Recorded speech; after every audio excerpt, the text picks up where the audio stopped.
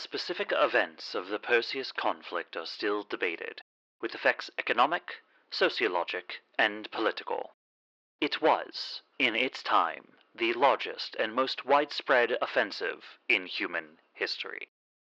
The thing most scholars do agree on, however, is that the war started in earnest with the ambuscade. The year, 2550 PC. The 6 reigning megacorporate entities that make up the majority of the Cygnus state are in a tense stalemate. Corsec, ostensibly the military arm of the state, had just recently established the Inquest on the grounds of combating subversive and insurgent populations. Their new authority within the state extended even to actions against their peers, allowing Corsec unprecedented primacy in the post-consolidation state.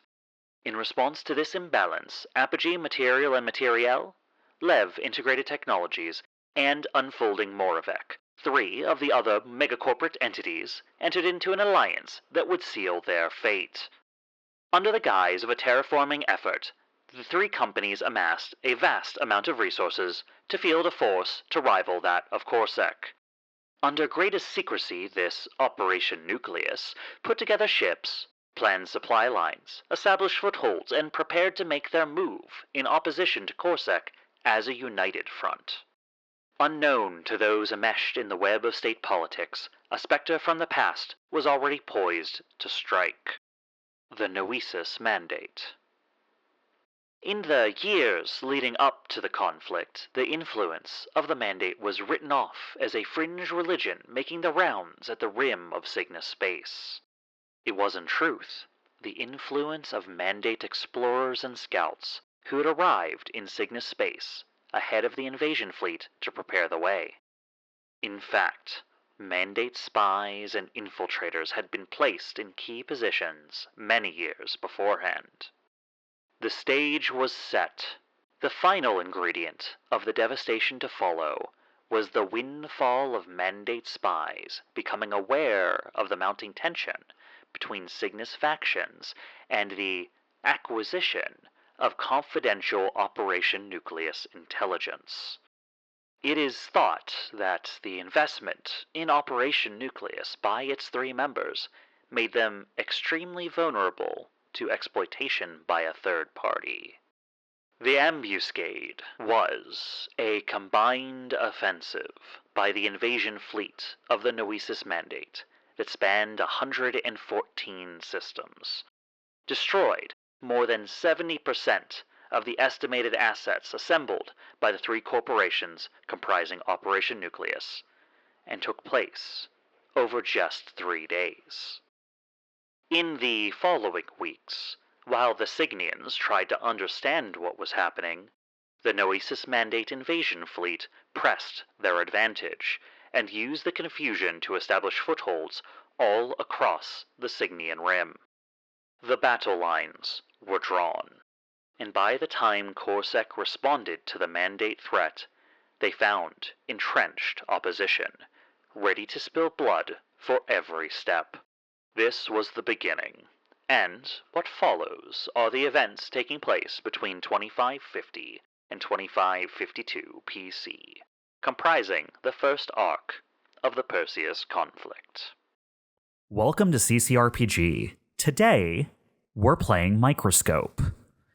We're going to be using Microscope as a tool to help us explore the first 2 years of the Perseus Conflict. Today, I'm joined by Chuck. Oh, I'm used to you saying a role.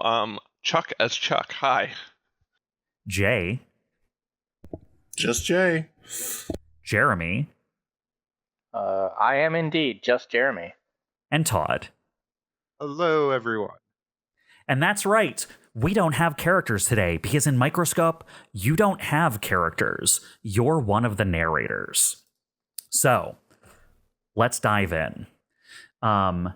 This is the first time we're playing Microscope as a group. I know the rules and I'm going to be running things, but we're going to start today by reading through what is Microscope. And I'll begin. Microscope works differently than some other role-playing games you might have played, so let's abandon some preconceptions. You won't have your own character. You won't play the game in a chronological order. You may know all about the future, but be surprised by the past. You'll build the story from the outside in.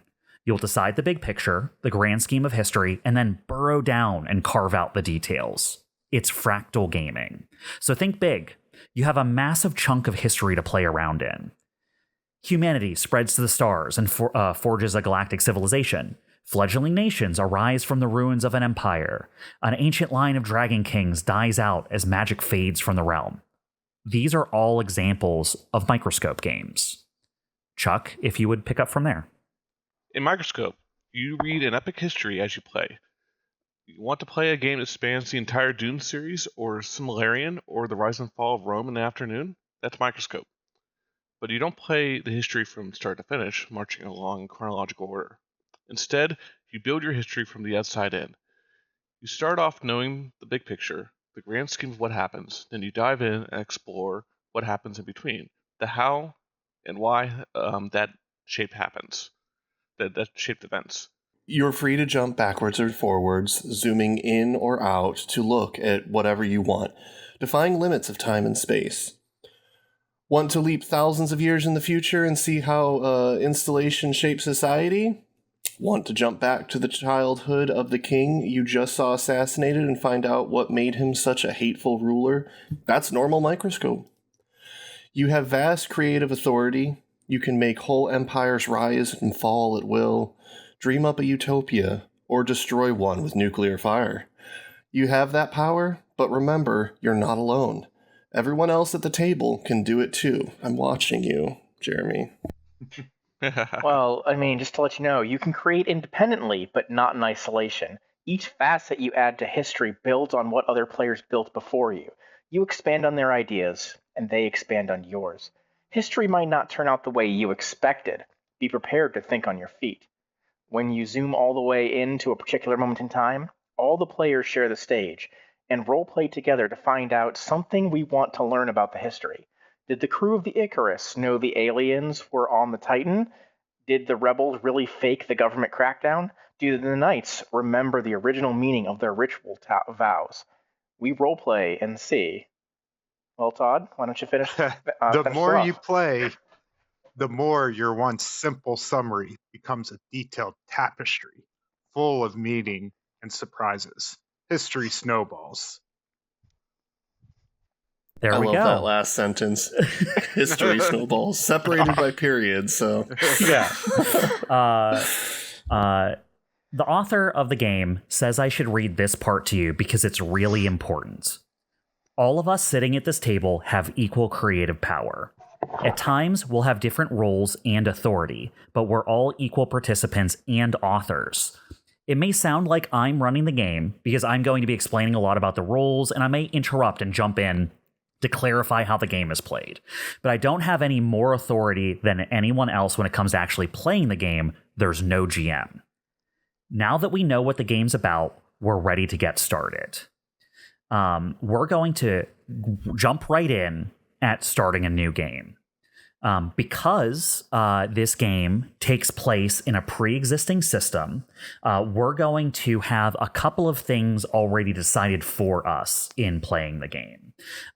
For the other players here, you should probably go up to starting a new game. Step 1, the big picture. We know going in what the big picture is. The big picture is this is going to be the first 2 years of the Perseus Conflict, the big war that we're all going to jump back into when we resume playing characters in Lancer in Season 3. This is the road to Season 3. So, big picture already decided for us. The next thing that we're supposed to do is bookend history. Your history will be divided into periods. Each period is a very large chunk of time. These 2 periods we're bookending things with are going to be how this history begins and how it ends. This is your starting and ending periods. You'll add more periods later on in the game, but everything else in the game from now on will be between these 2 points in time. We all agree So when we make these periods, we all agree on a short description for each period, just a few sentences or a paragraph at most, painting a clear picture of what happens. And then we decide whether that description is light or dark. Whether what happens during that period is happy or tragic. It's kind of the tone of the period. The tone of the starting and ending periods do not have to match one another. Again, because we're coming into this as a pre-existing thing, our audience will have just heard the starting period. We're starting with the ambuscade, the initial invasion of the Noesis Mandate into Cygnus State space. From here, we all need to agree what our end period is. We know it's going to be approximately 2 years into the war, but we have to determine what period ends this 2 years. What on a bird's eye view is happening 2 years from the beginning of the war. So should we say ideas now? Because we're all collaborating here, right? For just this part of it, yes. Okay. We're going to describe how it starts and ends. We have to agree on a short description for each period. I have an idea, then. Yeah. I think a large battle between Corsac and the Noesis Mandate had just taken place. Okay. And this is good, because this will delve us into some of the rules about how periods are.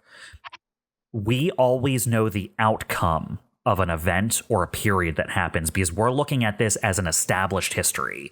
If something happens that would have an ending that we would know about, we should also incorporate the ending into the period as well. So what do we think happened during that big battle? Did Corsac win? Did the Noesis Mandate win? What was the overview of that period? Is this the beginning or the ending of the period? The end. The ambuscade is going to be the beginning of the timeline. Whatever this period is going to be the end of this 2 years before we jump back into Lancer. So I have a thought or a suggestion. Yeah, Maybe sure. This is a pivotal or landmark battle that happened that led to some uneasy truce or ceasefire. Not like the end of the war per se, but like kind of a stalemate that led to like the sides being trenched in and like an uneasy truce between the two sides. Maybe like a Cold War following that, maybe, or Okay. Yeah. So yeah. Do we want to say? Do we want to say that, based on what Jay had said, like a cataclysmic conflict has led to an uneasy ceasefire between the Cygnus State and the Noesis Mandate? I like that.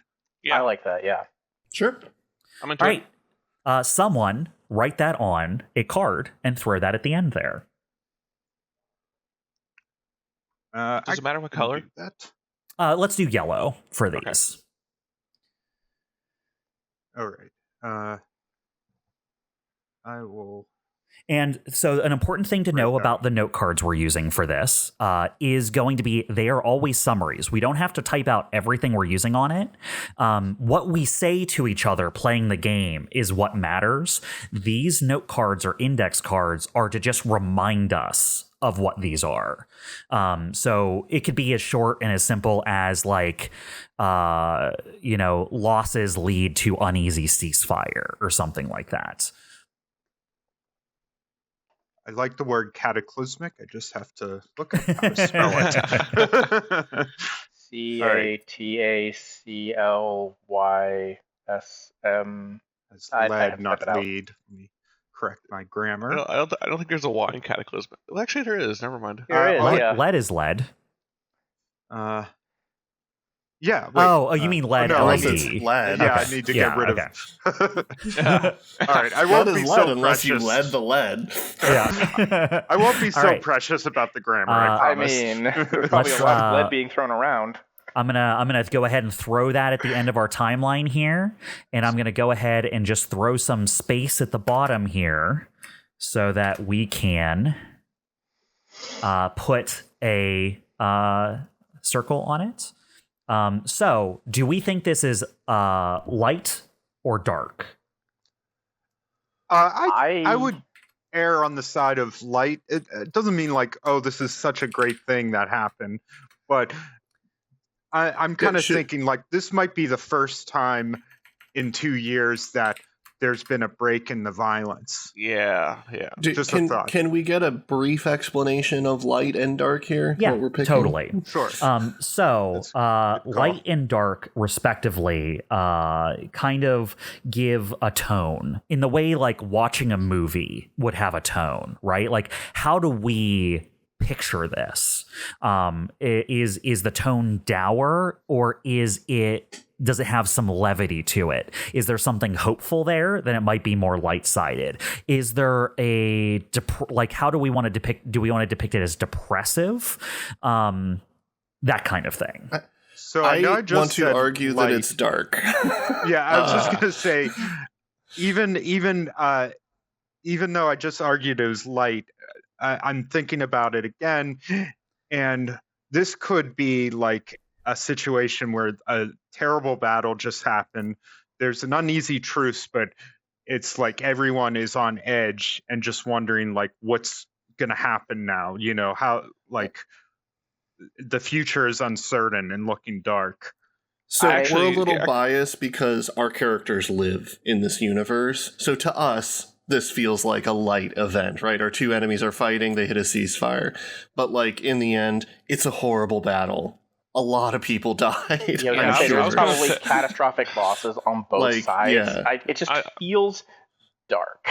Yeah, I was going to say, maybe we can interpret this as maybe the truce was brought on by the fact that there were heavy losses on each side. And they're like, yeah, we need to like regroup and like, and even if the truce is like a Cold War scenario, that's kind of dark too, you know? Absolutely. So, yeah, I like that.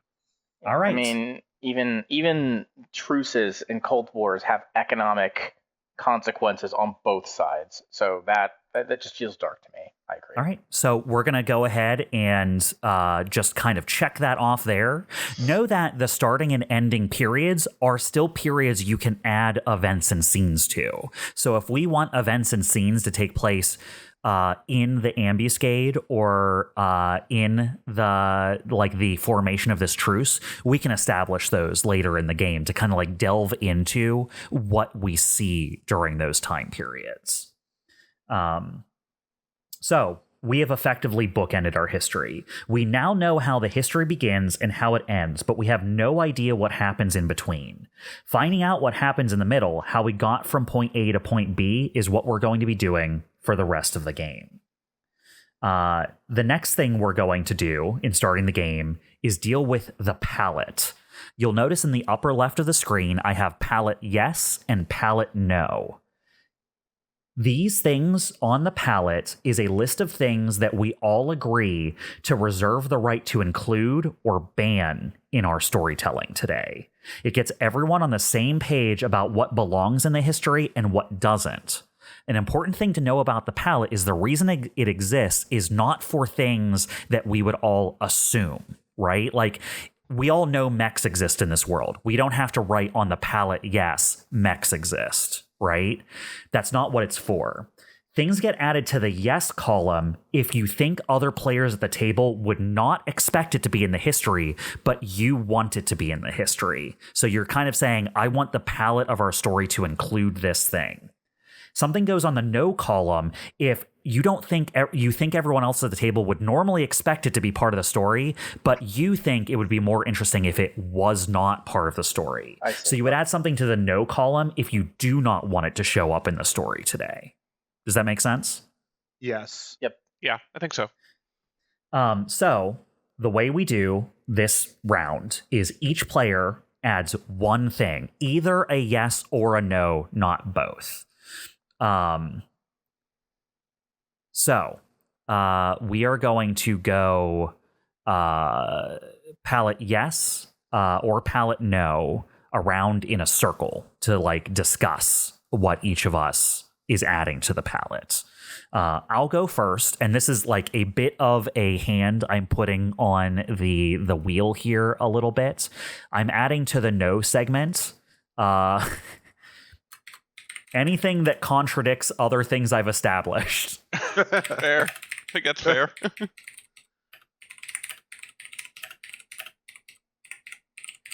This just gives me the control in the game that if one of you comes up with an idea and I'm like, well, this is obviously not true because during the course of gameplay I've already established that is untrue. That feels like a given. Yeah, but that's why I'm adding it. This is as close as it gets to me being a GM here. This is not formally adding it as the mechanic. What I'm saying is I think you should maybe get another one, because I don't think any of us were going to try to do that or anything. Not intentionally. If it happens, it's because we forgot. It's also possible you guys might try to contradict something that you don't remember or don't know perfectly well, and I don't know that as a GM, right? Like maybe I established something while we were playing Lancer and you guys didn't pick up on it.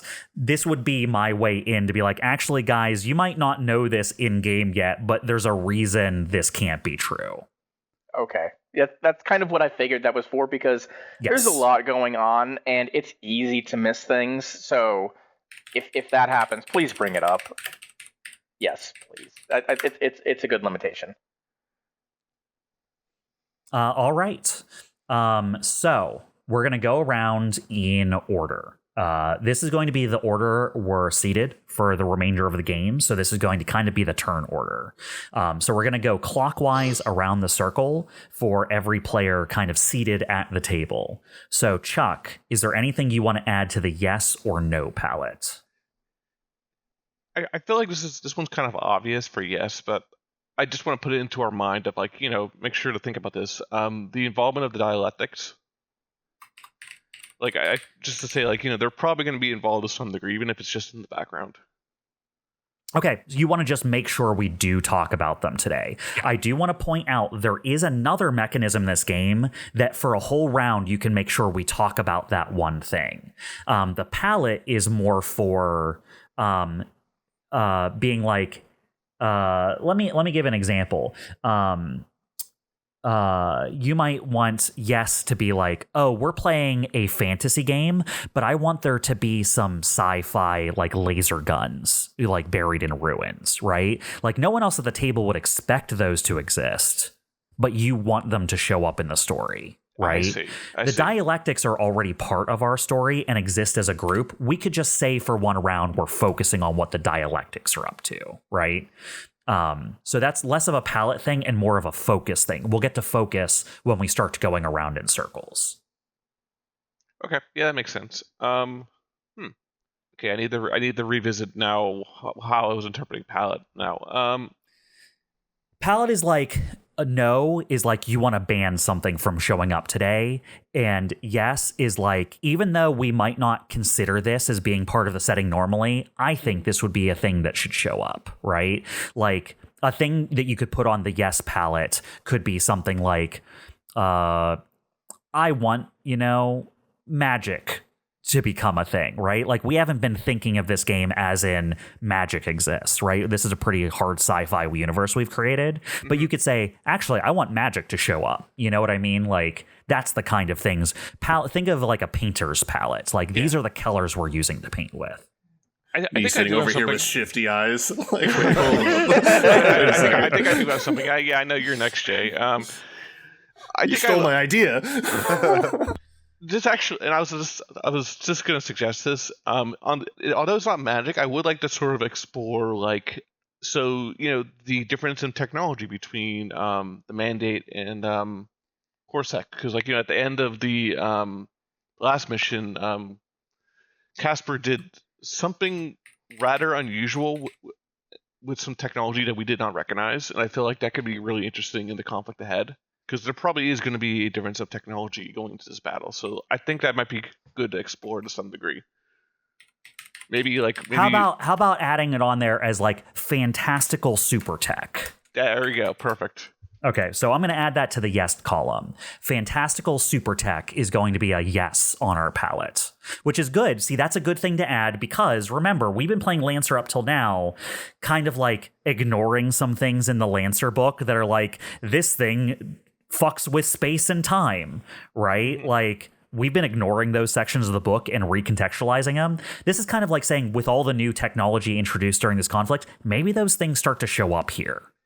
I think it'd be really interesting. And am I allowed to say this, or is this going to like influence people's things? We do not want to give out any of our stuff ahead of time, and we're going to get to that rule soon. Okay, so no brainstorming yet. Okay. Artemis takes exception to not being included in fantastical super tech. I mean, she kind of is fantastical super tech. We'll get around to Vessalian medium and what that is at some point. Jay, you're up. Anything you want to add to the palette? Yes, and you did in fact take what I was going to add, Chuck. So I do. That's funny. No, it's fine. I want moral ambiguity. I want us to delve into some of the moral questions of what's happening. What is Corsac doing to its people? What is, I want to get into that a little bit. How about I write on there gray morals? Sure. Perfect.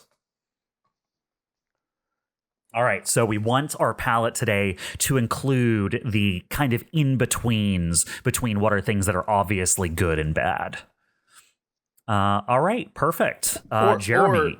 Yeah. And I want to clarify this. Yes. Or focusing on the good or bad, right? It's more morals in general. Gray doesn't really, cover what I'm trying to cover, but it does kind of. Then let's clarify it. So you want it to very specifically be ambiguous. Yeah, because and I'm not trying to discuss it in more beyond that, just to explain it, but what Corsac thinks they're doing to their people, they may think is fine, right? Like it is not a gray moral to them, but how the other side sees it versus how us as rebels, if we take that role in the future game, see it would be very different, Right. Yeah. So depending on where you stand or what your circumstances are, people can have wildly different views of the moral or ethical implications of a particular event or whatever. Oh, totally. Yeah, I agree with you 100%. That is a good clarification, Jay. And just because this is a good opportunity to bring it up, I did want to read one more thing out of the book because we have a lot of cool ideas here. And like Chuck wanted to talk a little bit more about his thing, but I coached them about this ahead of time. But Microscope is a little bit like poker. You want to keep your cool ideas close to the vest until you use them during the game, because if the rest of us know what you're going to do ahead of time, it's not as interesting. So we want to clarify and make sure we're all on the same page without delving too down the pathway of brainstorming every cool idea that could result from that.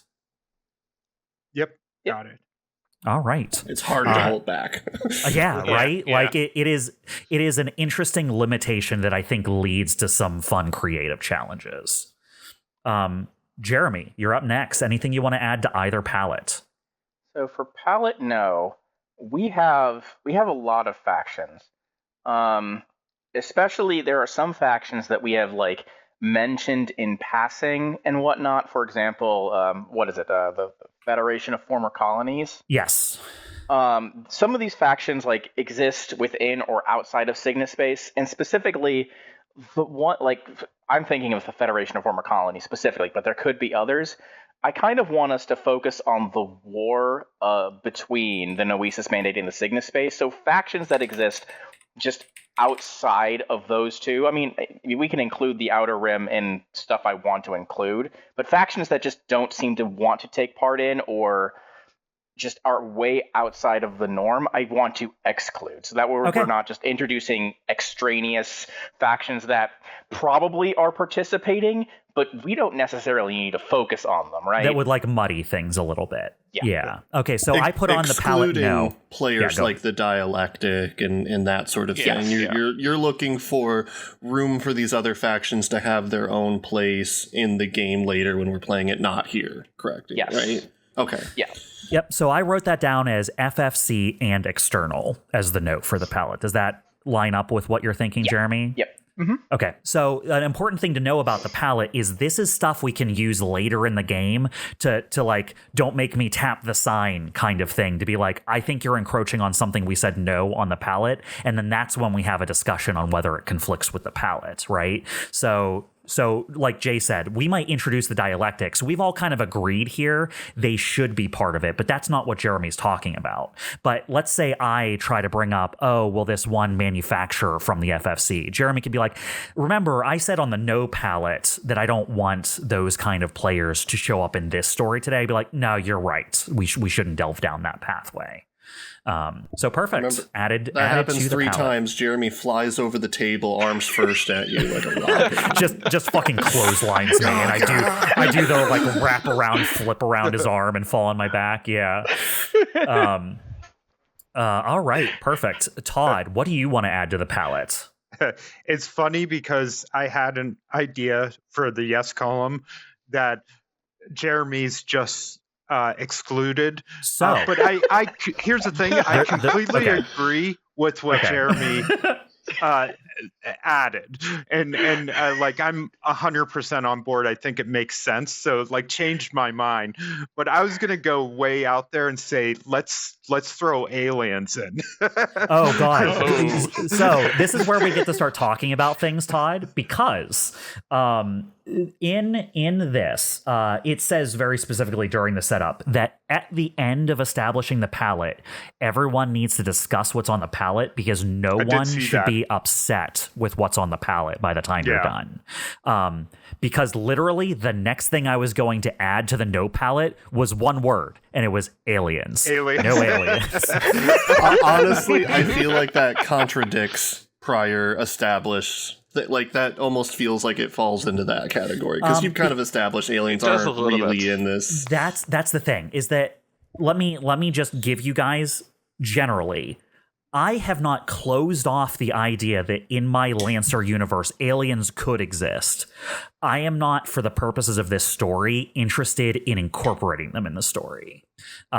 So that's why I was going to hit aliens. I could see a case made for introducing a non-human race could be interesting. And this is actually something that comes up in the rules of Microscope.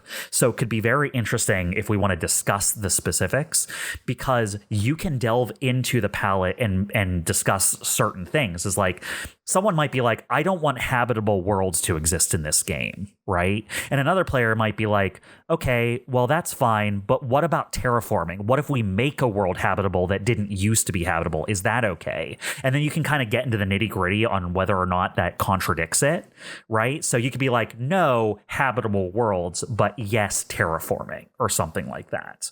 So we've already kind of established in the game that there are alien monsters, right? We've gone to other worlds and fought like big bugs that exist on planets and stuff. But I kind of am against incorporating like an external sentient alien. Right. How do we all feel about that? I figured that would be the case. And I, at any rate, I think I agree with Jeremy's kind of no there, that we shouldn't get too crazy involving like external groups, which intelligent aliens would be a very external. Okay, so let's not use that to take your turn then. We should give you an entirely new turn, because it's kind of like Jeremy has already addressed that issue. Right. So I was just saying, like I was kind of thinking, whoa, like aliens, how would people respond to that? But I was thinking maybe in the yes column, we throw in the prospect of, or the idea of examining like civilian life during this time.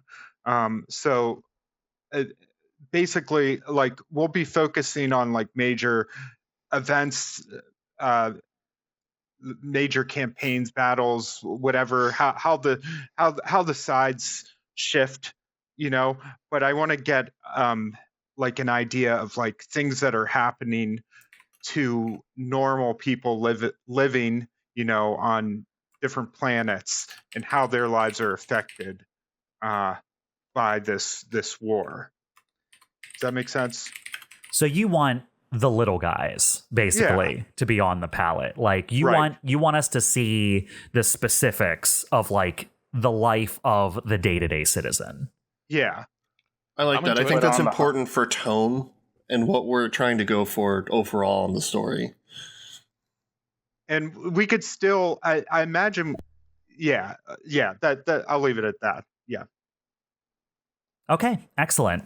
Now we're going to wrap back around to me, and this is where things get important, because we all made the first pass. The way the palette works is as soon as someone does not have something to add to the palette, that's when you only do one more go round, so that no one person has two more things on the palette than anyone else. So the way this will work is that so we each get the chance to add one more, but if any of us say no, then it's just one. We'll get that more one round. more, and that's it after that. Yeah, exactly. Okay. It says that specifically, but I want to get the exact. Okay, here we go. If every player did add something, repeat step 1. Every player has the option to go again. If someone opted to not add something, stop. Your palette is done. So we're going to go around again, and basically the round ends if one person didn't add something during that round. Everyone added something during this round, so we do another round. Got it.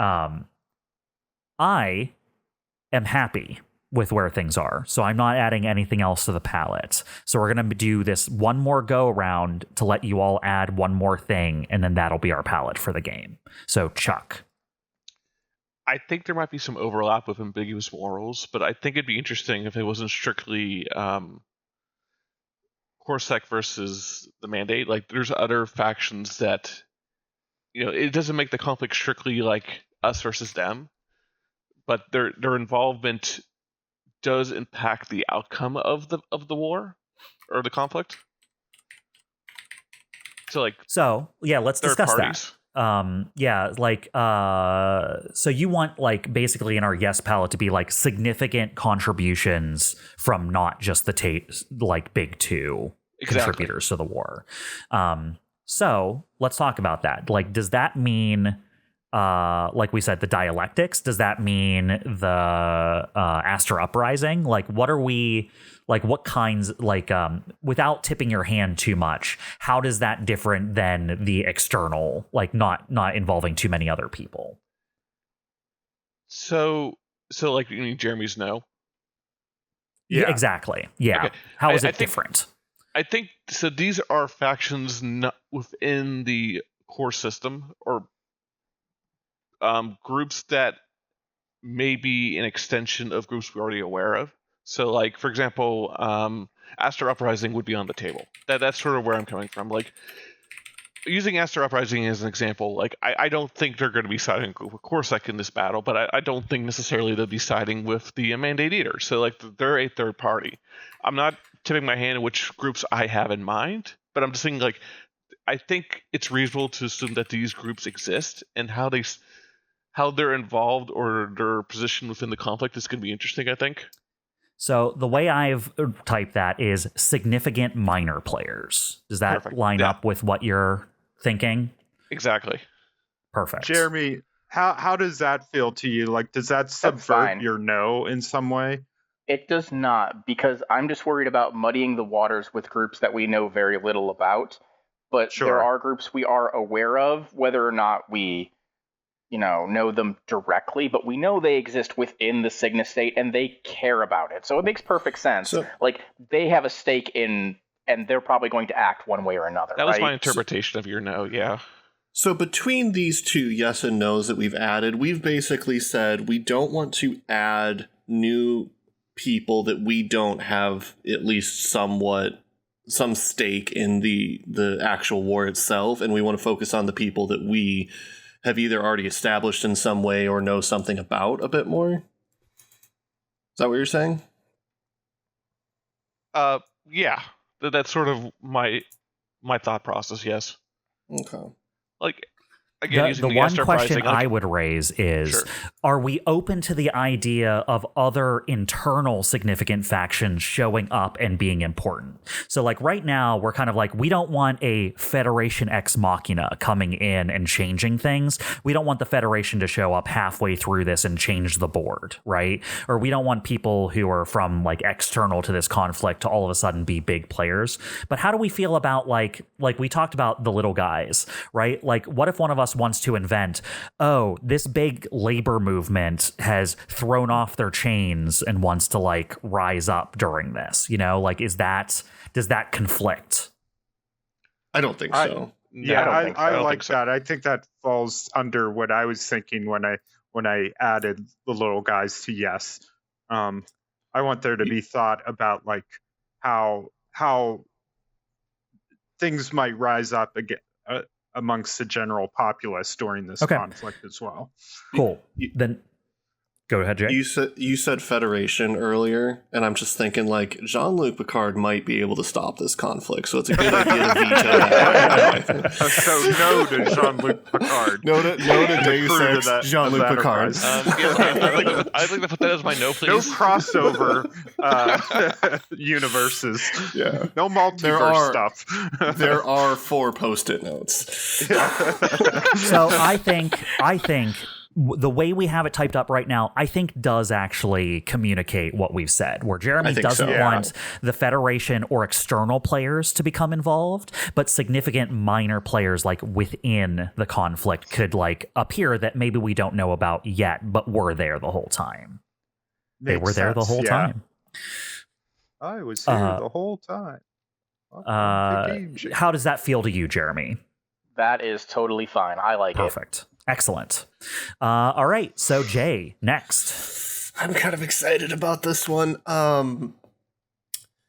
I think Corsac is in a position that they might start integrating AI and robots together into cyborgs. I'm interested in seeing a little bit of more mechanicalized soldiers, perhaps, going, no. Wait, was that Rock? No. But like, what do you think? Like, including the idea or concept of maybe AI has evolved to the point now where they're putting pacifista style, cyborgs out onto the battlefield now to combat basically these, not aliens, but kind of this alien faction that came out of nowhere. A new type of intelligence. Yeah. We've flirted with the idea already with AIs that exist in the system. Yep. And I don't want to tip my hand too much, but I'm excited by this idea too. How does everyone else feel about it? I love it. Oh, yeah. Yeah. All right. Oh God, did I just give Artemis a body? You may have. Oh my God. What have you done? What have you done? Oh no. Let's just say I'm interested in this topic. AI and... I added it because I'm interested in it too. Dine, give me the biggest gun. I'll solo this war. So how about I write new types of intelligence? Yeah, I thought about it when Todd was talking about aliens and new life, and I thought, there's a lot of forms of life when you think about it, and one is on the cusp in this universe, it feels like, of becoming prevalent. Come on, it's not like Artemis tried to hack, everyone. And thanks, Astro, for that. I'm gonna move myself over a little bit to provide more room for the palette up here. I would say tried. I think she succeeded. And then got caught. But yes. Well, details. All right, cool. So new types of intelligence. And we know when we talk about that, we're talking about like AI, cyborgs, machine intelligences, and the evolution of technology. Does that sound right to you, Jay? Yeah. Yep. Perfect. All right, Jeremy, you're up. I'm pretty happy with what we have. I don't really have anything to add to yes or no. All right, then Todd. The only thing I was thinking of, and we could discuss if other people agree, is like no like wholesale elimination of major players, right? Like no just saying like Lev Integrated was destroyed and no longer exists. Bad example, but we know what you mean, I suppose. Yeah, the very bad example because they were destroyed. So here's an important thing. We know from the ambuscade that Lev still exists. It was just subsumed by another company. There was a big merger, and we can get into that as one of the stories or in the fiction we do after this. But would it be so, Todd? You don't want us to. I'm getting the vibe of like you don't want during this 2 years us to just be like, actually the Aster Uprising doesn't exist anymore, right? You don't want to eliminate someone that could be fun storytelling things in the future. And that's not to say that like we could say like the Aster Uprising experience like extreme setbacks, and they're like just like a fraction of what they were before, you know. But I don't want like to take someone completely out of the picture. So I will write that but I'm as open to other opinions about that as well. The way I would word this on the no palette is no faction erasure. Yeah, that's a good way to say it. How does everyone feel about that? Or do you want the power to be able to do that? Because Microscope is a game that has a lot of power in it. The idea being they want you to make big swings. Maybe you want to be like, these people don't exist anymore. That would normally be within your power to do so. But if we put it on the no palette, we have some limits on it, which is fine. We just need to decide if we're all okay with it. Yeah, now, and I could be convinced otherwise too. So now, when you say erasure, do you mean like mass extinction, everyone killed off, or erasure as in just like they're just no longer a part of the conflict because they've taken heavy losses or are not interested anymore? I mean, either way, just something to the point where like they're no longer like part of the story anymore. Okay. I think that's fair.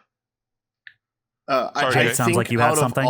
I think out of all of the no palettes, this is the one that we might run into as a discussion, but I think the intent behind it is somewhat clear. If the Aster Uprising completely changed their name and reevaluated their morals or systems or whatever, they could essentially be erased to become a new faction, but they're still kind of there, right? So there could be like movement or changes that we may see on the outside as like an ending of a faction, but like I think that's just something we're going to have to discuss if we come across it. I'm fine with it being up there. How about I write it this way? No cheap faction erasure. I.e., we can't just on one card say this faction doesn't exist anymore and move on from it. If we want to say the Aster Uprising disbands or something like that, and I almost say this because I don't think that's going to happen, then that means we're committing to talking about it a lot, right? Like if we want to completely eliminate a faction, we have to really delve into why that happened. Yeah. That makes, it wouldn't be the Aster Uprising disbands. It would be the Aster Uprising disbands due to insert giant monologue of all of these reasons. My idea being that like if we want one of our periods or even events to be the Aster Uprising disbands, we're committing to being like, well, now we have to do a bunch of events and scenes in that to explain why that happens. Yeah, that basically if we want to eliminate a faction completely, we have to put some effort into it. I think that makes sense. That way we still have very high stakes, right? Like big changes can occur, but we're just putting thought into it. And then that can always be one of those things where when someone takes their turn, we get to ask them questions about it and point to the palette and be like, are you doing this cheaply? And you have to describe why you aren't. Yeah. Two more and Jeremy flies at you, yeah. Look, if you see me leave chat, you guys be worried, okay? In comes Jeremy with the steel chair. He's approaching her location quickly. All right, now that we've gone around a couple of times and done our palette creation, we are all set up. A thing to know about the palette is it is not an exhaustive list of what will be in the history. It's a list of exceptions. So just remember to look at those things and keep them in mind as we play. Even if something's in the yes column, it does not exist until someone introduces it in play. So remember, just because something's on the palette doesn't mean it exists yet. We'll still have to introduce it during the game. Group decisions are now over, says the book. For the rest of the game, each player makes decisions individually and has vast power to shape history. This is an important part about Microscope. We cannot give each other suggestions, and we cannot editorialize each other during their turn. Each player now gets to add one more detail to history, creating a new period or a new event. We're not doing scenes yet. We'll save that for regular play. So this is going to be the way we play. To add a period, you place it between any two adjacent periods and give a short description of what happens during that time, and then you determine if the tone is light or dark. Or you can add an event. An event is a specific thing that happens inside of a period. For example, the book gives a prince seizing the throne or a colony ship arriving to a new world. To add a new event, you have to decide what period the event is in. If there are already other events in that period, you have to decide whether that event comes before or after the other events in that period, or like in between two events. You have to decide, like, the entire time you're playing, you're rearranging this timeline.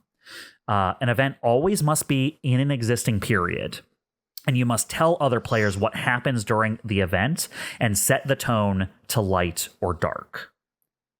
So we're going to go around in order and each add one period or one event. So I guess it has to start with me, which, because I was reading the rules, I hadn't been thinking ahead of time about what my period or event was going to be. Do you want me to start? Does it matter? Because it doesn't say we have to go in order. It just says each player does a thing. So yeah, go ahead. If you have something for it, go. I think, and I'm still trying to wrap my head around exact periods and events, and I think maybe periods is a little, because we're working in such a small time frame for this game. It actually says players can go in any order they want during this part. Cool. We're not messing up with the game's rules. Hell yeah. Actually, can I make a suggestion? I think this is maybe let everyone have a turn. So, like, we're going to go in any order, but like Jay shouldn't go a second time until everyone else. No. There's no second times. Everyone gets one turn, and that's it. Oh, okay. This is the first pass. Everyone gets to add one thing before we start play. I see. Makes sense. So my idea, and I think this is a period, is in the middle, a year after this all starts, is something I want to call the calm, for like the calm before the storm, where both sides have basically stopped fighting each other for a little while for various reasons, which I'm not going into. Yeah, that's perfect. So make a new yellow sticky note and just call it the calm. Are we allowed to establish like relative time frames? So like we know that we should not say specific times too much. You can always wedge something in between two things, even if it does not seem like there would be time to do so. So you might describe as one period being like, this thing leads right up to this thing. Another player could still decide something happens between those two things and add a whole new period in between. So you can't directly say there's no room between two things. Fair enough. Okay. All right. And then now, Jay, is the calm light or dark? Well, light. Light, I think. Absolutely. Yeah. So, at some period during the middle, in between the ambuscade and the end, there is a calm period where the factions stop fighting for various reasons. A calm in the fighting. A calm land, one might say. Yeah. And to be clear, this is not a truce. There was no... Like, nothing was called off or anything like that, right? So it would be different than the end point we have. Yep, Makes sense. Okay. Your description can include how it relates to periods around it, but as long as you visualize your period, that's fine. So I want to give an example. So you kind of did this, but for example, someone makes a period in the book and it's like, this is a time of great terror with evil, wrathful spirits possessing and corrupting the lords of the realms from the king on down. There's oppression and terrible deeds. So you can kind of say like, here are the kinds of things I imagine happening during this time period and why it's not part of another time period instead. So you've already kind of said that. The calm is a time where for various reasons, big conflicts and battles are not happening during the war. Is that about sum it up, Jay? Yes. Perfect. Who else wants to add something to our tapestry here? I can add something. Sure. Yeah, go for it, Jen. I think this is building off of what Jay just added. I think that Corsac makes a major move following the calm that basically reignites the conflict. I mean, it never really ended, but like they pull something out of their hat. So Chuck, that sounds like an event more than a period. I'm thinking more like resuming. Oh, I see what you're saying. Like, yeah, that would be like an event that ends the period to me. Right, but what? You could have an event under the calm that is that specific action. But remember, periods should be broad sections of time that a ton of things can happen within it. If you're like Corsac does this one thing that changes things, that's an event because that's a single thing happening. I think that is an event. Then yes. All right, so do you want to add that as an event under the calm? Yeah, I'm making this sticky right now. So, major to reignite conflict.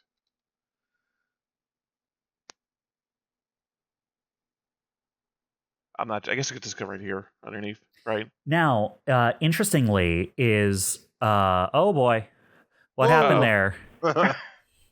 It got stretched or squished. Oh, someone messed with the sizes of the. Oh, does that mess with it? Yes, it does. Yeah. There, let me fix it. Yeah. It might be a little bit bigger. More from the game. Yeah, it's yeah, we could do that. I'm into it. Make them like index cards. Cool. It got like way bigger for some reason. Really? Weird. Yeah, it blew up. That's funny. All right, so Chuck, now for events, you need to be a little bit more specific because you always decide when it is, describe the event, and make sure to include like the specific outcome.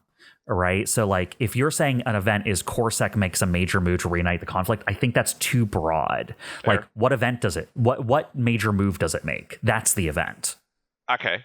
I would say that Corsac introduces a new technology to strike at the mandate, which kind of catches them unaware. Okay. So maybe your event, wording wise, would just be something like Corsac utilizes a new technology to reignite the conflict or something like that, right? Rather than major move. I'm updating it right now. Like that? Yeah, totally. Like, does everyone else agree that that's well worded? Okay. Chuck, you decide if that's light or dark. I think that's dark. Okay. Cool. It's a very dark world.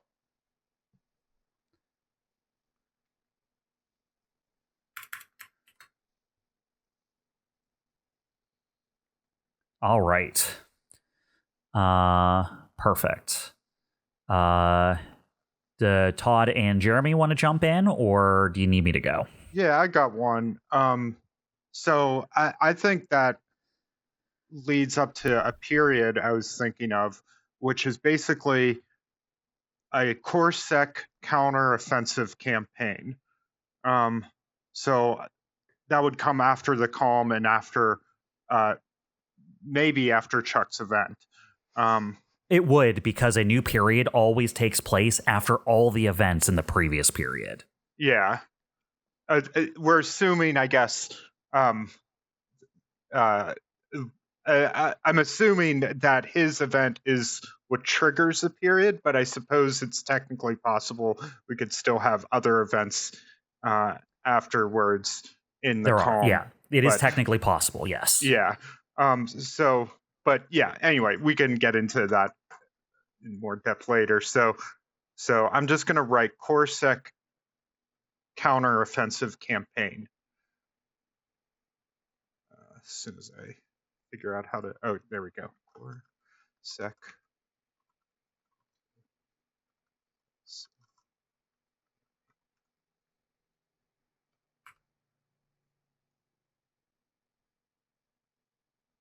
All right, and I will say this is dark. Okay. Yeah, Corsac counteroffensive campaign, and that is broadly an effective counter campaign that is the Corsac largely making progress in the war. That's right? a good clarification. This is them being able to strike back with some degree of success. I do like that Jay was reorienting them to be more like how we would normally use these, so I am doing that now. I think they'll give us more room. How big was it? Did it take up the whole screen? It overlapped the other cards. That's really funny. It got way taller than I think you intended it to be. It was overlapping focus and the card below it for some reason. Oh, that's funny. Yeah, because on my screen it was that size. Oh, weird. Yeah, it's weird. All right, that's a great period to have there. All right, I'm going to add a period now. Okay. The period I am thinking of comes after the ambuscade, but before the calm. It is, in my mind, it is a period where lines are being drawn, so to speak. It is like the alignment of what the front line is. It is the kind of exploratory period where people are figuring out what the front lines are. And do you align with the Corsac forces and the Cygnus state, or do you align with the Noesis mandate? So I'm going to write that as the Noesis mandate establishes a foothold in Cygnus space. Does that sound good as a period? Yeah, that works for me. It lines up with an idea that I had. So, all right. Noesis mandate establishes their foothold in Cygnus space.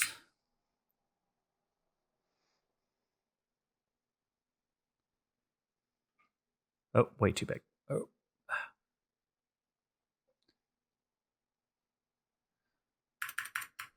Alrighty. So, and sorry, before we stop there, I am actually going to make this dark. I know there's going to be a lot of dark here, but I'm being honest. I think this is dark. I mean, look, this is war. War is dark. Time. Yeah. Yeah.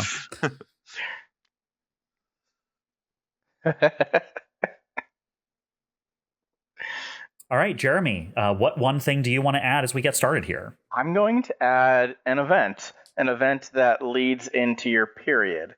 The ambuscade was about all of the three megacorps essentially getting ambushed and losing. I want to start an event that says Corsac initiated a counterattack against the Noesis mandate and lost. Oh, okay, like an early attempt at a counterattack. Yep.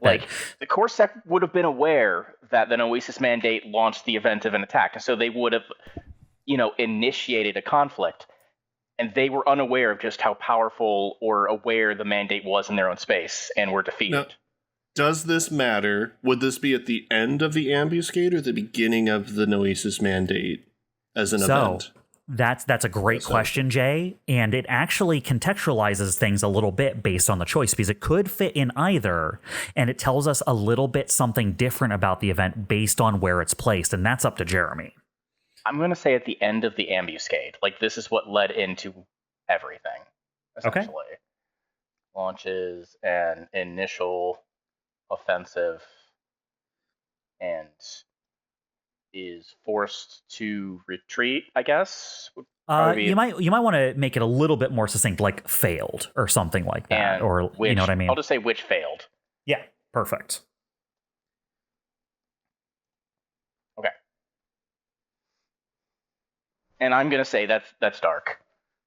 All right, excellent. There's nothing light about a failed military offensive. I'm sorry. We're just dark around here, apparently. Space is still showing blank on that card, Jeremy. Is it? There we go. There it is. You might have just had to finalize it. That's weird. I just clicked off it and it appeared. That's okay. Let me adjust it a little bit so I can put a dark on there. Launches and initial offensive. Oh, I see. You hit enters and then a line. Okay. Oh, yeah. I'm just putting underscores at the bottom so that I can force the text towards the top of the card. I was trying to figure out how to do that when I was making the column, and I'd see it wouldn't work with just enter. So. Yeah, let me show you behind the curtain. It's just an underscore. Yeah. All right. So my immersion was ruined. This gives us a tapestry and how we play the rest of the game. So let me pop back down here into teaching Microscope. We have completed game setup. Now we explain play. Now that setup is done, we're ready to start play. We already know more about our history than we did when we came up with the single idea. And as we play, we'll find out more and more. The basic structure of the game is that we keep going around the table adding to history, making either a period, an event, or a scene. For each rotation, there's going to be one player who's called the lens. That player is going to pick a particular focus so that everything we create has to relate to it. So if the focus is a city, each player gets to add something to the history that somehow relates to that city. It's a topic so that we all keep on the same page. If you make a period or event, just describe what happens as though we're seeing it from a bird's eye view. You're in charge, and the rest of us are eagerly listening to hear what you have to say. If you make a scene, then we all make characters and roleplay that scene to find out what really happened during that moment in history. So, I'll go first to show how it works, and I'll be the first lens. So that means I also get to pick the first focus for our history, which is our other card up here. For the focus, you get to do something different as the focus than everyone else. You get to create a nested idea. So normally you can only either make a period, an event, or a scene. The focus for the round gets to do two, but they have to be nested within each other. So I could make a event that's part of a period and make both of those things at once, or I could make an event and a scene at the same time. So I could make an event and a scene that happens during that event at the same time. Whenever you guys are focuses, you'll get the same thing to do. So I'm looking at all the cool things we've come up with, and the heart of this game is to build off things other people came up with. So I think what I'm going to do is I like the cataclysmic battle has led to an uneasy truce between the two sides, and it kind of shows off how Microscope comes at things a little bit differently. We're going to start at the end of the story a little bit here. So I'm going to make first an event that happens during that scene, that period, that is. And I think I want the event to be losses during a battle gets so bad that both sides have to abandon an entire system as a dead system. Oh, wow. Okay. Yeah. So let me add a new note here. So an event. System so badly damaged, both sides pull out. Don't worry. They can just start another terraforming project. We saw Remember how the well last that one? went in the past. The last one wasn't a terraforming project, so Yeah, quote unquote. All right, so system so badly damaged, both sides pull out. That I am making dark. That is like That a very dark is event. light. Yeah. Now, Think, but Would that call this for is two where circles? we get into scenes. Scenes are role-played things. And a scene is different from a period or event because we actually jump into it to answer a question. When we make a scene, they're the smallest unit of history we explore during the game. They show us exactly what happens at a specific place, at a specific time, with specific people. They're also different because instead of creating them unilaterally, we all join in and role-play what happens. I give up absolute control, but in return, I get to decide what everyone is role-playing about. To create a scene, I pose a question. And it's something I want to find out about the history. I don't have to answer the question, I just get to ask it. And you get to be as specific or vague as you want about the question. You can assume things in your question, and I'll show that off. Because a good question kind of establishes things a little bit. So first I'm going to state the question, which is going to be, why does the first envoy from the Noesis Mandate get killed before he can broach the subject of peace? Ooh. So that is going to be the question we need to answer. when you say peace, you The- mean the- like the this was so... truce. Oh, okay. Yeah. So- why does the first person from the Noesis Mandate who came to establish the truce killed? Maybe because Corsac. Well, do I answer? No. Yeah. That's what we're going to answer during the scene. This is the scene. The question is, why does the first negotiator from the Mandate get killed? And that happens under so the that system happens so under the badly event. Yeah. This is going to be under the system so badly damaged both sides pull out. So I'm kind of assuming that this leads to this negotiator being sent, right? Like the system gets so badly damaged, the Noesis Mandate sends a negotiator. Got it. And we're going to play a scene for him getting killed. What was the focus, by the way? Oh, I'm sorry. I'm making the focus the Noesis Mandate. Okay. So for this round, I want us all to add things to the story about the Noesis Mandate, and that can be broad or specific. You could just be about like a person in the Noesis Mandate, or it can be about what the Noesis Mandate is doing. But it's also the people we've seen the least during the game so far. So I want to like have some time to like throw some stuff in about what they're up to. That's a good clarification though, Todd, because I didn't say that. So the first focus for the game is going to be the Noesis Mandate, not the Noesis Made. What did you do to me? Autocorrect. Mandate. Noesis made what? What did they make? Many things. They made so many things. It's the Noesis Maid, M-A-I-D. They're all wearing... No, wait. I mean, I'm sure that they have maids at the Noesis Mandate.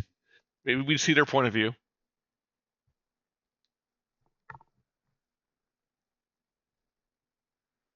All right.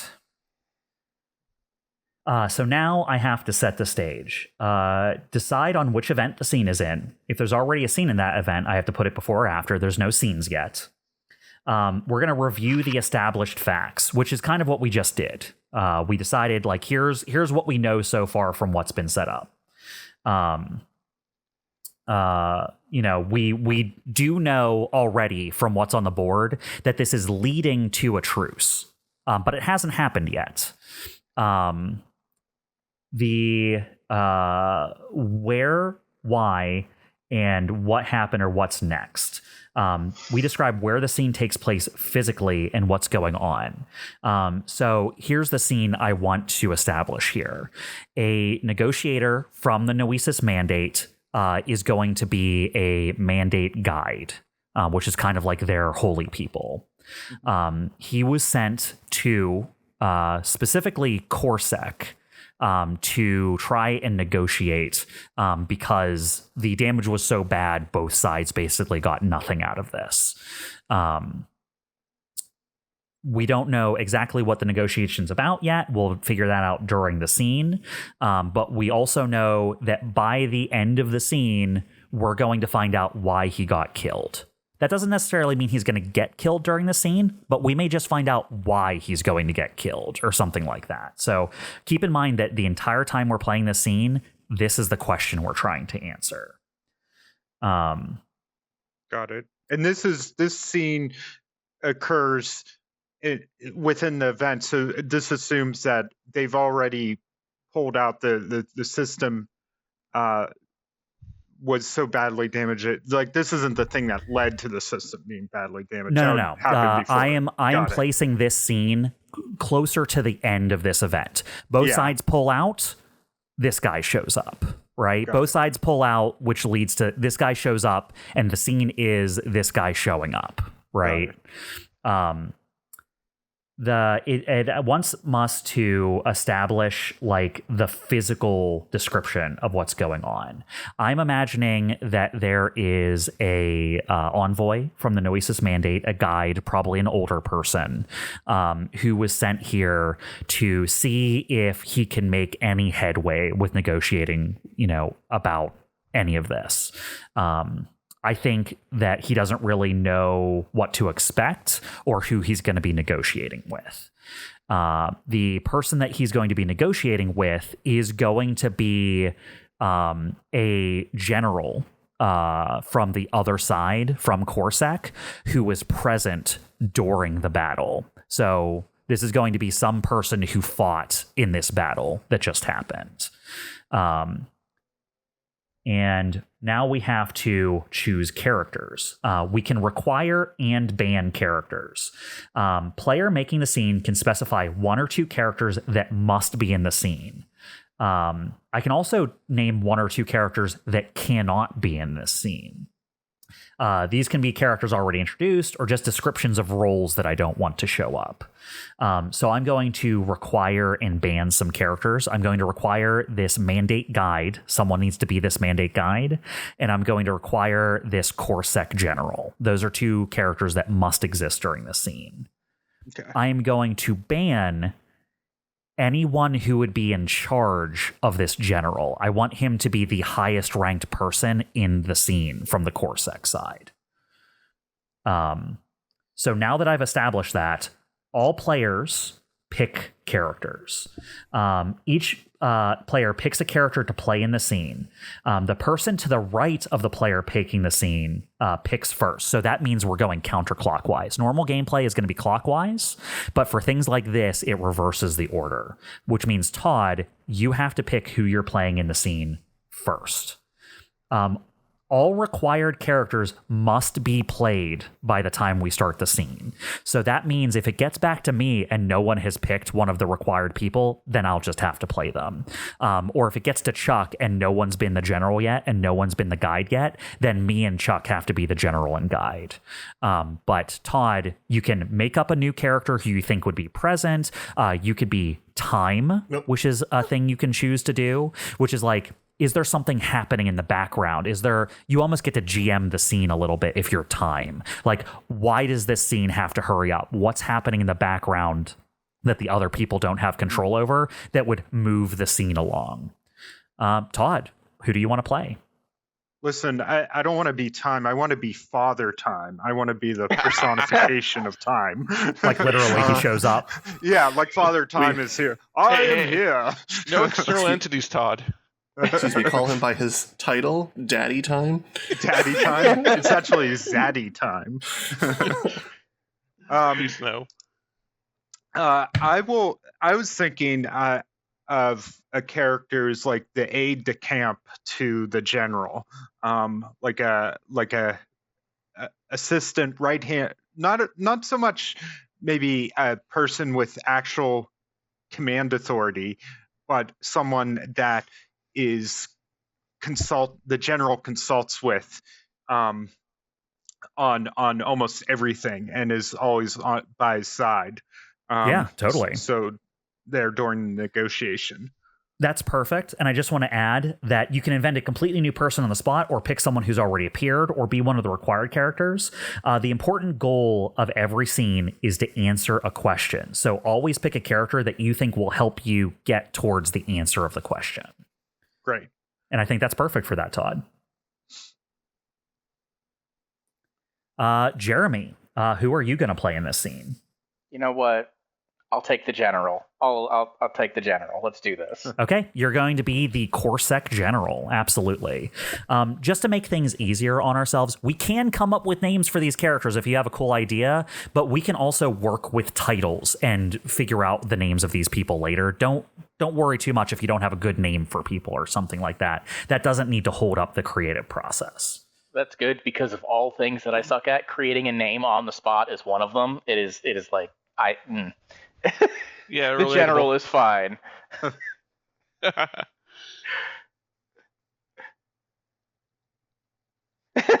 Yes. Thank you, Todd. That's exactly what I was thinking. I just wrote in chat, for a great low rate you could get online, go to the general and save some time. In parallel, I was looking at a GIF of the general. So you have to literally look like that guy now. You have to have the big long mustaches and Look, I do. You have it's to be just wearing I'm a in World War Corsac II attire, era green okay? helmet. I'm in Corsac attire, but I'm wearing the helmet. But the helmet matches my attire, okay? It can't just be plain green. All right. So, two more things just about scenes in general as we're figuring this out here. Remind everyone that the goal is to answer the scene. The scene ends as soon as the question is answered, even if important things are still happening in the scene. So as soon as we find out why the negotiator gets killed, the scene ends. If you are interested in finding out what happens after we answer that question, you will have to make a new scene in the future to dive back in, to answer a new question. But that's just like, hey, sometimes you might end up with cliffhangers because you're like, why does the negotiator get killed? But we don't see the end of the other things that were happening in that scene. Not how did the negotiator get killed, or exactly. What did the negotiator get killed? Who did the negotiator? Wait, that's a whole new question. All right, Jay, who do you want to play in the scene? I'll be the mandate guide. All right, cool. You're going to be the guide from the Noesis mandate. Perfect. Charles, who do you want to be in the scene? Yeah, I've been mulling over that. I was going to be the guide of the person if Jay wasn't. So let me be security detail. So maybe I would imagine the general. It's not just there's probably people there to protect the general, make sure that the general doesn't die. So the general's there, his aide-de-camp is there, and then you're also playing the head of security for the general. Sure, yeah, I'm into it. Okay. Importantly, we can introduce secondary characters into the scene. More people can pop up during the scene if we just think that person needs to be them, and you can jump into that character and start playing them if they need to show up too. Important things to know about scenes is no one gets you to tell you what happens to your character, but anyone can decide what happens to a secondary character. So Jeremy as the general and Jay as the mandate guide. Jeremy can't be like, I kill the mandate guide. That's Jay's choice. Jay gets to decide if that's where he dies, right? There's rules for pushes for deciding whether something does or does not happen. Maybe that's a bad example for this particular question. Yeah, but that's the thing. It kind of means that the other people can decide why you get killed, but it doesn't necessarily mean that in this scene, Jeremy can just on a whim kill your character. It can suggest why your character gets killed, but we'll get into the specifics. Yeah, I imagine Jeremy could say, like, I pull out a gun and do something, but then, like, we'll have to see where that leads. I dodged your gun. Yeah. it can devolve into that, is the thing. So we have to put on our writer's room pants here and decide what makes the most interesting scene. All right. So now it has come back to me. I'm going to play time. I'm going to play the kind of like events and objects happening in the background that move the story along. So playing as a time character, instead of playing a normal character, someone can choose to be a representation of something that forces a situation towards its conclusion for good or ill. You actually have to be a specific thing.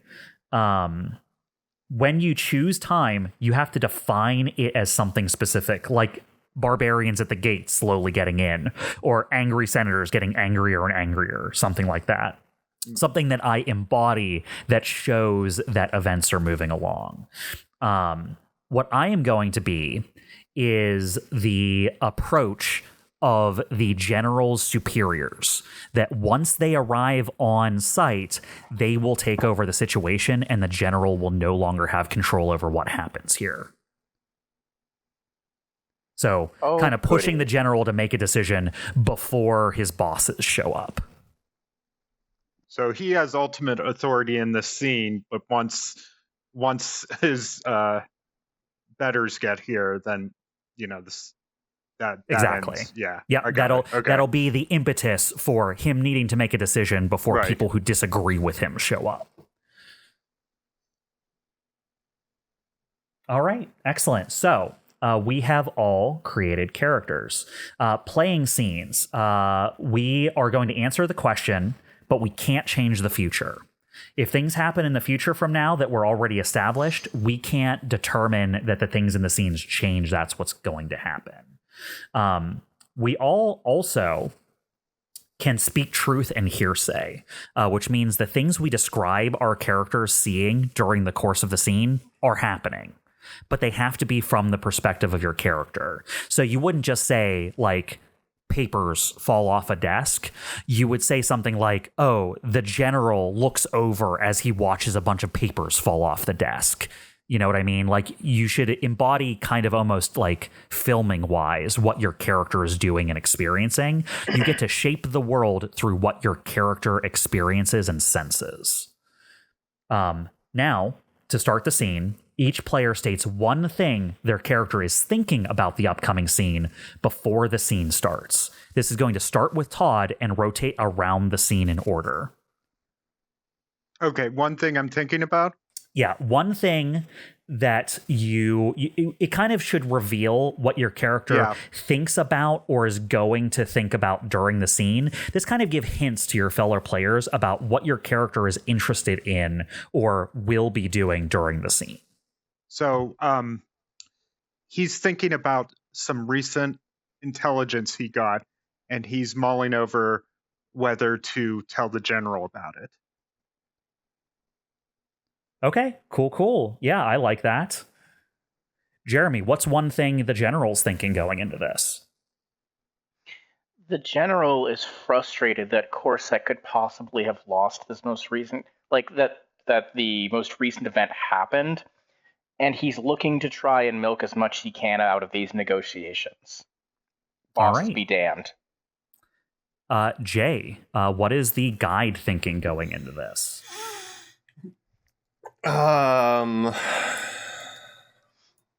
It can highlight either what you think you're going to do or even what your character expects will happen. Like, you can also outline what does your character just think about the situation they're in.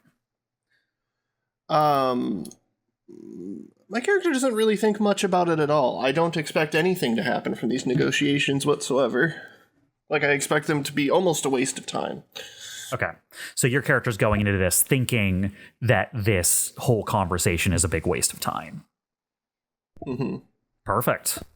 Chuck, as the security officer, what are you thinking about going in? I don't trust this guy. I don't. This negotiator from the Mandate, like, we just had this huge battle, why are we welcoming into our base or wherever this meeting is taking place? Like, I'm watching him like a hawk, or like watching for him to try to pull something. It's a bold take. You don't trust your enemy? Man, I don't know. Yeah, I learned nothing from every RPG where you make friends with your enemy over time. All right. And then as time, I don't really need to say what I'm thinking, but I think the time focus here is going to be that kind of the general understanding being that as they get closer and closer, what they decide is going to hew to the corporate line, whether or not anyone else in the scene likes that or not.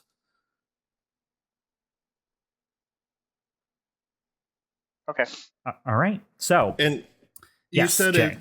if you feel like there should be more characters, you can create and add them. Yep. Like individually, any of us can. So I'll just read the section. Each player has a main character they choose during scene setup, but any player can introduce and play secondary characters as needed.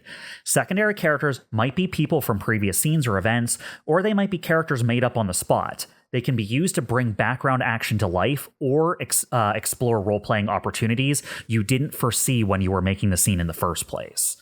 A secondary character isn't less important to the world, they're just someone who wasn't picked as your main character during the beginning of the scene. Because I think there should be like one or two people with me on my side as well. Absolutely. Because like walking in alone feels kind of weird. Whenever you introduce a secondary character, you play as them as well for the rest of the scene, or until you decide to hand them off to someone else. The game recommends avoiding talking to yourself. So if you want to make a secondary character that you're going to be talking to a lot, you should say something like, I want this character to exist, and Todd, could you play them? Or something like that. Sure. Then I'll do that. Bob, I want a squire character to exist to be accompanying me that I am attempting to teach. Okay. Yeah, right? Totally. I can be that person. All right. So now that we've determined who is going to be present during the scene, we're going to go ahead and jump in and play it now that we all have thought a thing about it.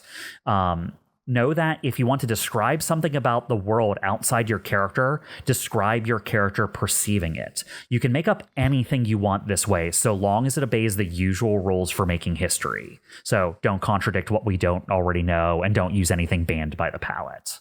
But otherwise, you can, even while role-playing your character, make big things happen in the environment around you. Got it. Okay.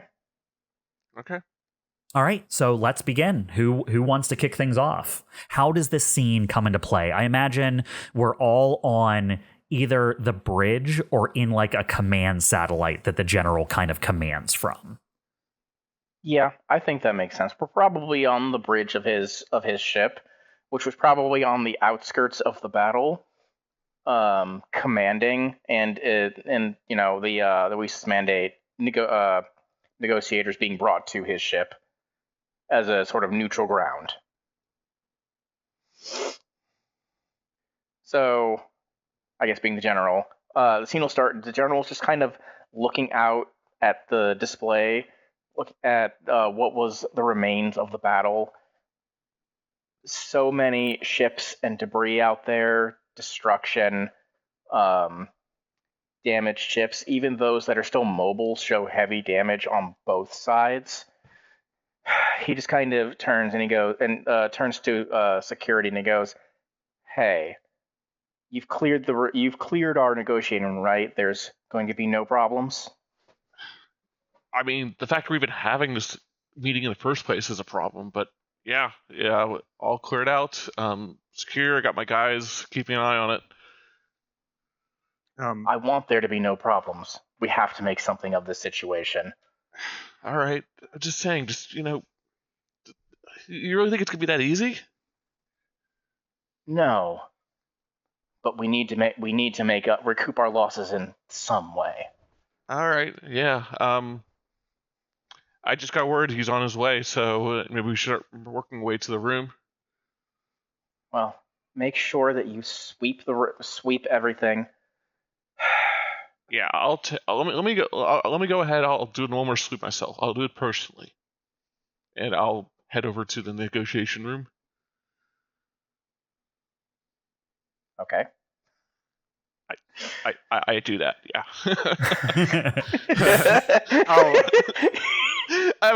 Wait a second. You're like, oh, he says that out loud. Like, oh, what do I do now? I go up to the general and say, "Sir, we should make our way over there now. We want to be there to greet him when he arrives." Do you have any information on the man? Just be careful with him. I've heard conflicting reports. I don't want to substantiate anything yet, though. Well, you'll have to tell me about these reports as we walk. I know they may be rumors, but even rumors hold a kernel of truth. Well, what the scuttlebutt's been saying, sir, is that he might not be here to discuss peace. Oh? He wants to continue the war. Again, sir, please understand these are rumors, preliminary reports I've been hearing.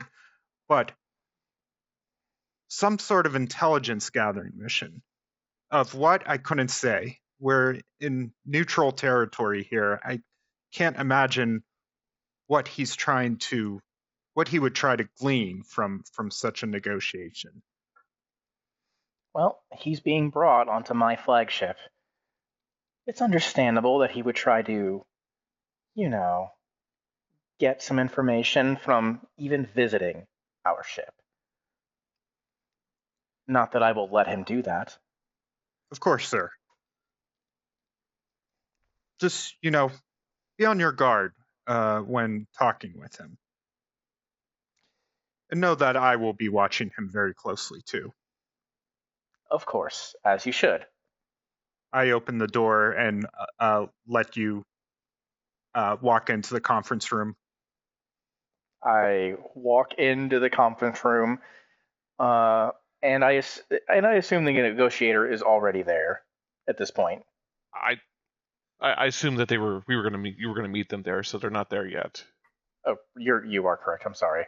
Yeah, I got my time I'm split. just like, I'm poking around. I'm looking underneath chairs. Like I'm like that, dude. Your character coming in like, hey, I'm sorry. I know you're waiting. I'm just gonna look around for any kind of something you might have set up. Just sit tight. We're good. Yeah, we're good. Great. Well, in that case, the general walks into the negotiating room, assuming that the table and everything has already been cleared. He's going to sit down and just prepare by reading through the notes that have been prepared by his aide to ensure that he is well prepared for this negotiation. I just go and take up position at a wall behind the general, ready to be called upon if needed. And it's Todd with the steel chair. I think we can cut over to us getting ready to approach now. I'll just look down at your character, Bob, as we're about to enter the airlock to enter into their ship. And go, all right, this may be a waste of time, but we are here and we will talk with these individuals. You remember what I've always taught you, Neville? Yeah, of course, sir. What was that exactly? They are beneath us. Remember, you serve your paladin, you serve the mandate. These people mean nothing. We are to move in and wait. Sorry, were you going to say something? Sire, if they're beneath us, why are we here? It's a good question. One, I would like you to keep an eye out. Even monkeys can create tools that can surprise a tiger. But anything interesting that might pique your interest, get as much data as you can. But I have no intention of giving them the peace that they want. When we take over this system, it will be absolute. The resources will be ours, as destitute as these planets are after what happened. No, I don't think the, I believe they call them generals here in charge, will have any real say in the matter. We just must simply wait them out for the superiors, for someone actual to talk to. Of course. At your service, sire. Doesn't matter how many... I'm saying this to myself, not to you. Like, I stopped looking at you. Doesn't matter how many lives are lost. It just shows weakness. In the end, we will win.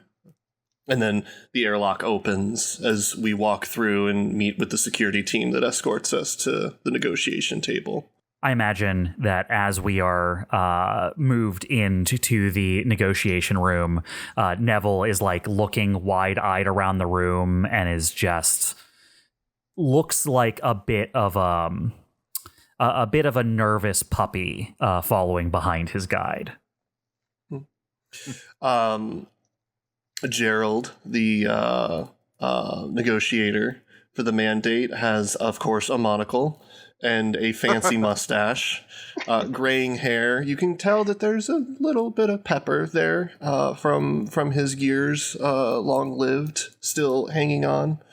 But he walks in with a smile, a comforting smile to him, as he seems completely unperturbed by everything, taking a glance around the room, looking at the security and the amount of people, clearly outnumbering his group, which would likely consist of Neville and maybe one or two other bodyguards with him. Of course. As he walks up with that smile and sits down in the chair.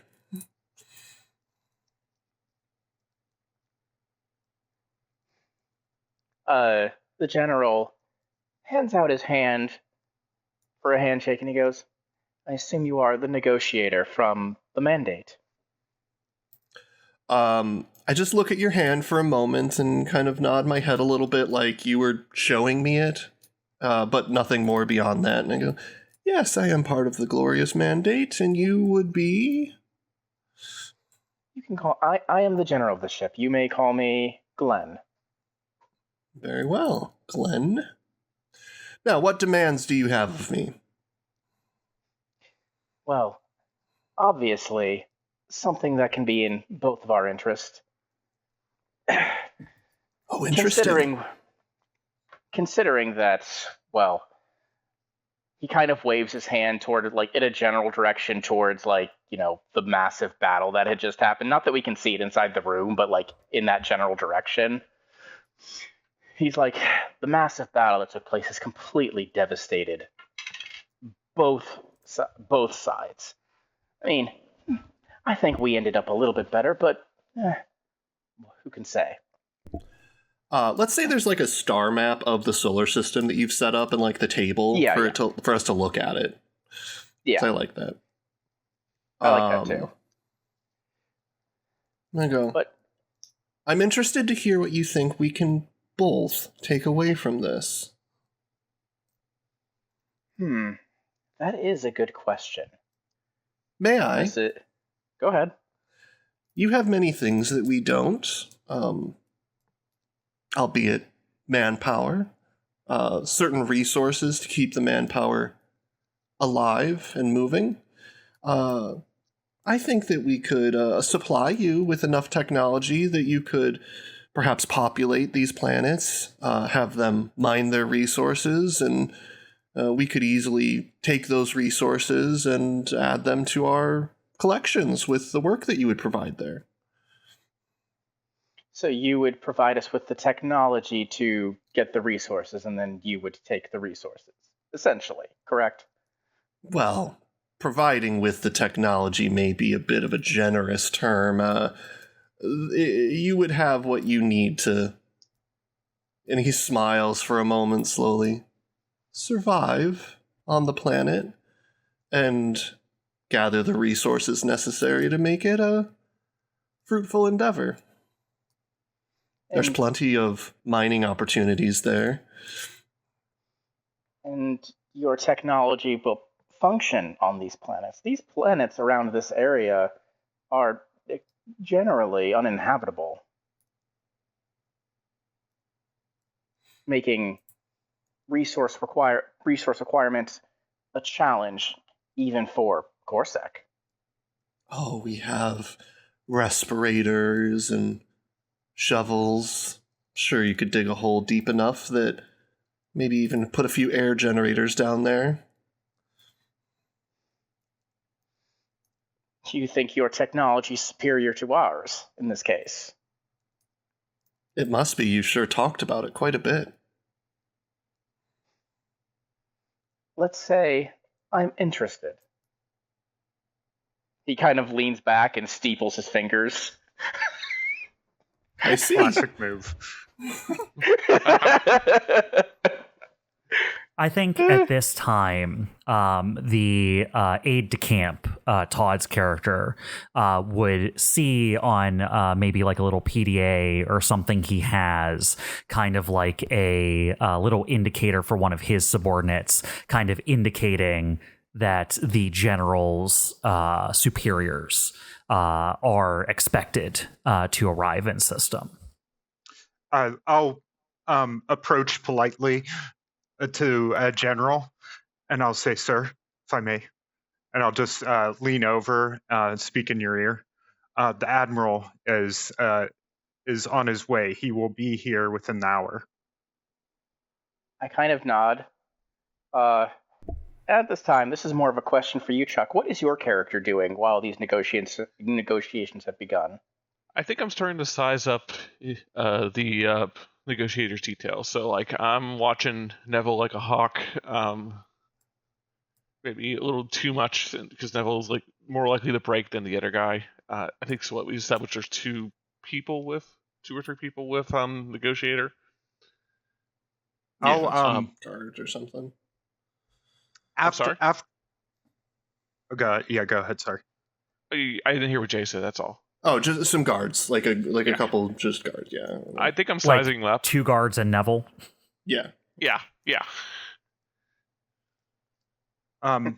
After I speak to the general, I'll nod and motion to Chuck's security guard, like to come over here.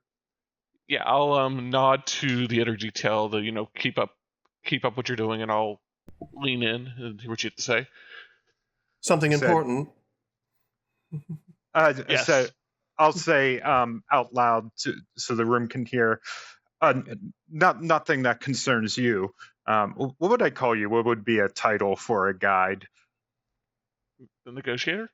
Yeah. Are you sorry, was that in character? I'm asking, are you asking out me? of character. Yeah. A guide is generally like guide, like Okay. That's like priest. I didn't know if there's right? like a your holiness or something. Like a title. Yeah. Yeah. I'll say nothing to concern either of you, guide, sir. We have our admiral is arriving on the ship to do a regular inspection. I look over at Neville and just give him kind of a half, like, knowing smile. Neville, back. Yeah, looking back at you, has like the wide eye looked at you as almost as if he's like appreciating that you almost like told the future. He's like, how did he know that's exactly what was going to happen? Still just in awe of you. General, if I may, I'm impressed with your willingness to work on our, I smile again, shared goals. How many people would you be able to dedicate to the mining of this planet? I'm sure we will likely need a fresh supply, as you clearly stated. It is a very inhospitable planet. I would probably come up with some reasonable number. Basically off the top of my head, that just seems reasonable, but in actuality is bullshit.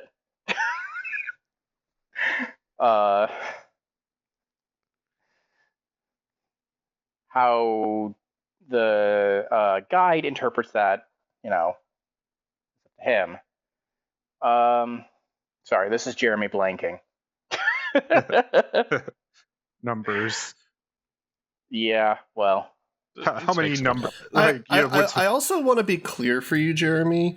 I'm basically asking you to supply the workforce with no effort on our part for us to get all the resources. Okay, I'm not sure if you caught on to that. Yeah, and at this point, the general has kind of realized that he's unlikely to get a footing in this negotiation, so he's likely just fishing for information that he can provide the admiral. Because as much as he wants to use this to save his personal, stake in this conflict because of what happened, he is unlikely to do that, so may as well save face with as much information as we can get out of it, right? That is his motivation as the screws are being put to him, I think. I also want to just tell you all, you're perfectly within your rights to think out loud as part of the scene. So if you want to establish something about the scene, but you don't want your character to say it, you can actually, as if you're describing the scene, say what your character is thinking, right? So like maybe it wouldn't make sense for the character to blurt something out, or you can't think of why they would bring something up right now. But you can kind of be like, my character says this, but in his mind, he's thinking this about the situation, for example. Right. Yeah. So earlier when I motioned Chuck's security guard over, and then the guide was like, anything wrong? And I said, nope, nothing's, all's well. Then I'll take the guard aside and I'll say, he's stalling. I don't like this situation. What would you propose? I mean, put a gun to his head, tell him to get to the point? Well, that was sarcasm, but go on. Not proposing anything, but something's up. He's not here to negotiate. That much is clear. Yeah, well,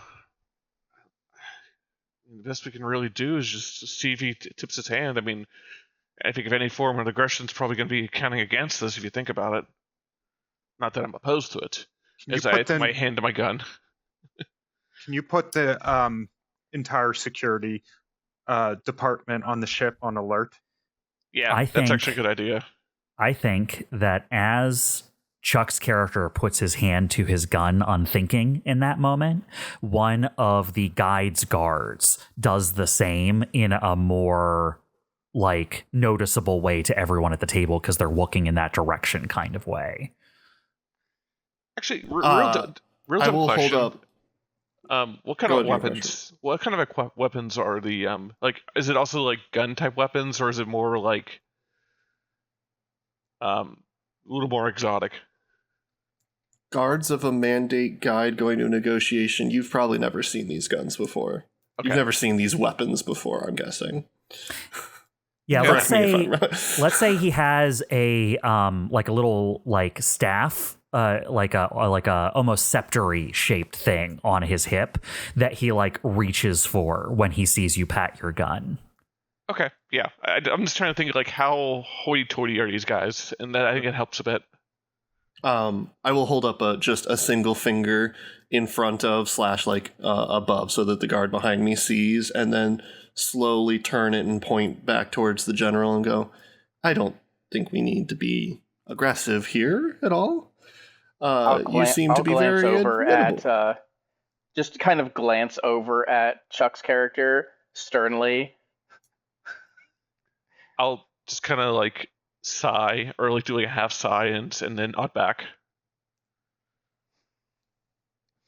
I think after that conversation with Todd's character, I think I'm going to excuse myself briefly just to give like I don't want them to overhear me calling out to the to the rest of the security be on high alert. So I'm going to step outside and make that command. In response to the guide saying, I don't think aggression is needed, I'll speak up and say, guide, he's only securing the arrival of the admiral. It is nothing to worry about. Please do not let this distract from your negotiations. I'm sorry. Who are you again to speak at this table? Is your superior not sitting down in front of you? I allowed it before without any kind of question, but now I would like to know if you have a take in this conversation. I beg your pardon. I am only here to facilitate the conversation on the general's behalf. I have no say in these negotiations. Please, continue.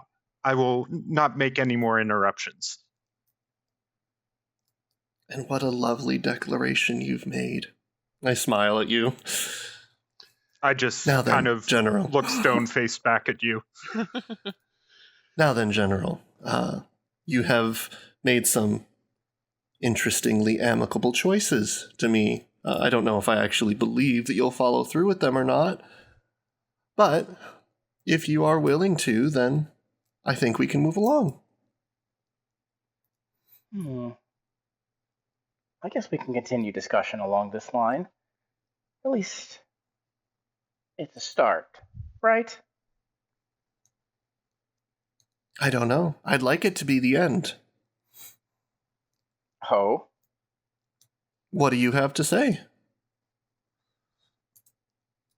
I'm already putting myself out here a bit. You understand, I'm a very busy man. And to speak with you and your consorts as I look behind you, I have time, you see, that I need to spend on other things, so...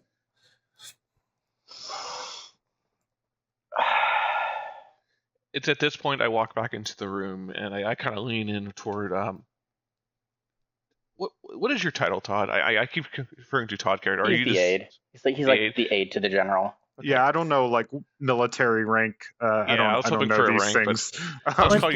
Let's just go with like lieutenant. Yeah, okay. Lieutenant is good. If you want lieutenant, if you want to put on a British accent. Sure. I can't do the accent, but I'm going to call you that, the lieutenant. I'm going to lean in and to say, like, we're mobilizing, but it seems like the mandate's forces are mobilizing as well. I don't know if it's because they're expecting something, but they're definitely getting more active. I'm not sure we should tell the general this, but just for your knowledge, something's up. I'll quickly motion you back out the door of the conference room, and when we get in the hallway, I say, "What do you mean the mandate forces are mobilizing?" I thought he just came. I thought he just came on his own as a diplomatic envoy. He did, but I mean, the ships are moving. I mean, it's like their ships. I mean, they're out there too. It's not just us. I mean, how do you think they got here? Tell me what they're doing. I mean, it looks like they're getting ready. I mean, the weapons are not arming. I deliberately told them to let me know if anything changes regarding the weapons. But the fact that they're just like they're getting on high alert, like they're waiting for something. I don't know. Maybe it's the arrival of the admiral or what. I'll check. I'll pull out like a personal PDA and press a few buttons, and it brings up like a system map. And I'll take a look, and I'll say, "This is right. It looks like they're taking up strategic positions on the capital ship." That's it. I'm pulling the plug on this. All right. Yeah. Let's just kill this now. I was gonna send a message to the admiral ship just as a FYI, like, hey, watch out when you arrive. Something's up. So as they move out again, the negotiator's just like watching them and then looks over at the general and goes, "You seem busy. Maybe this was a waste of time for right now. Perhaps we could meet again when there's more command present." The general closes his eyes and kind of smiles, and he goes, "You know what? I think now would be a good time to cut the negotiations short a little bit. You have a good day, Sir Guide. You as well. I'll burst into the room and I'll say, "Sir, come with me now, please." He just kicks down the door. Breach and clear. I'm just gonna get up and start walking out. Then I'll turn to Chuck's character and say, "Do not let him leave the ship." All right. I'll issue a code word or command on my communication. Like nothing that says like lockdown, but sort of to say like, hey, don't let them leave. So as the guide and his envoy go out, Gerald, there's suddenly increased amount of guard detail that you run into as you step out in the hallway. Are they blocking my what? Can I not leave? Are they blocking the way? They're taking you a different direction than you originally came in here for. So like you came a particular way to the border. No, I mean if they're blocking my way, I would just walk up to them and say, "You may move." I'm playing the other guard because I'm not that detailed, but sir, we'd like to take you a different direction, a faster route to your ship. Can I suggest that this other guard is very nervous and twitchy? 100%, do it. Or, yes, it's true. Make it so. You might see what I'm getting at. Yeah. Does your character, Jay, look like frustrated or put out by this? Starting to look a little annoyed at this point. I'm starting to be a little bit annoyed, yeah. As this armed guard kind of blocks your progress, I think one of your guards like kind of imposes himself forward from you, kind of like in a threatening way, to like almost put power behind your command. I put a hand on his shoulder, kind of pull him back a little bit. And then with my hands showing, I'm not approaching aggressively. I lean in towards this nervous guard that just stopped me and whisper to him, "Do you know what happens to the guides and negotiators when they are killed on their mission?" I give him a moment to respond. You tell me. I don't know what higher authority you monkeys believe in, but if you think anything less than the hands of God themselves will come raining down on this ship and any other one in the solar system, then you are mistaken. You will let me leave out the way I came, or you will be meeting your maker. I'm going to ask you to stand down. I don't want things to get hostile here. Like, that's not what my character's looking to do. Right. Yeah, I know what you're going for, but I'm not sure how I would play this out. I think Neville looks around nervously, not having expected this to happen, and being kind of like a squire and not armed like the guards, like is shrinking back away from everything that's happening, almost making it look like he's like going a different direction. I'll notice this. So the actual character, the security lead, like, "Hey, where are you going?" Neville gets panicked when you yell at him and bolts. Can I grab Neville's arm before he leaves? Totally. Yeah, I'll grab him. He's a secondary character, so anything you decide that happens to him just happens. Okay. I will grab Neville's arm and go, "Wait, no. Let's see. You seem unsure, Neville. And you, nameless monkey, you seem also disturbed, worried. So let's solve this." I'll take one of the smaller arms that one of the guards has and very slowly pull it out and hand it to Neville and go, "There.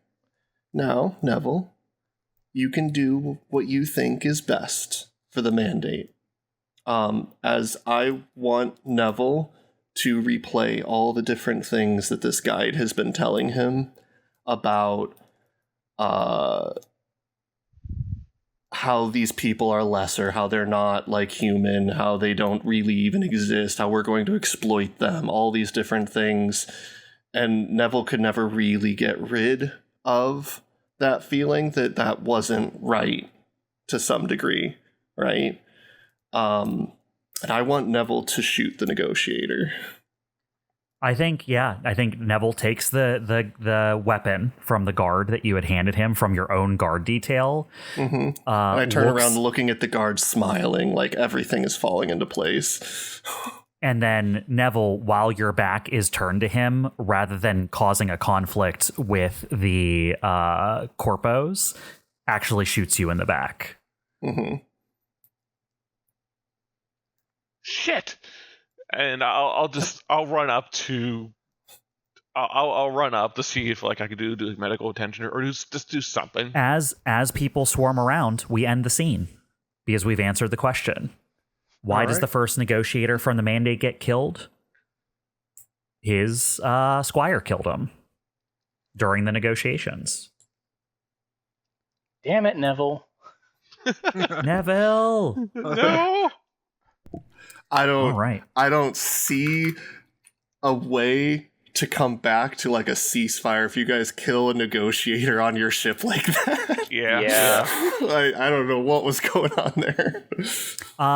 So, as I'm the one who asked the question, normally, when you make a period or an event, you get to decide if it's light or dark. But because we played a scene, the ending of the scene is we have to decide whether this is light or dark, what had happened here. I would like to submit, I think it's actually light, because it is like a squire kind of like turning against what he thinks is bad and does eventually lead to a truce. Yeah, I mean, the guy deserved it, so yes. White. All right. I'm going to put a light mark on that scene. All right. So, doing things, characters, blah, blah, blah, blah, blah. All right. And as we end my turn, I do want to let you guys know that is an example of playing out a scene. You also have an option to dictate a scene, where you skip all the rules for playing a scene out and instead state a question, decide where it goes, and narrate what happens to answer that question if you need full control over a very specific thing that takes place. So that is available to you as well. So you can always dictate a scene too. But what I did was an example of playing a scene. Nice. All right. That's fun. Okay, interesting. Yeah. Yeah, I didn't know where it's going to go. That is my turn. Let me just pop back down here to my advice. Okay, so next, it is the next player. When your turn is done, remind the player on your left they can make a period, event, or a scene, only one, and that what they create has to relate to the focus I've set. So it'll now go to Chuck, who is clockwise for me, and then we continue on from there. I'd like to add an event. So I'd like to add an event earlier in the timeline on the Nuisa's mandate establishes their foothold in Cygnus space. I don't know how to exactly call this, so I'm going to express my idea just to see if I can put it in the right words. What I'm thinking about is that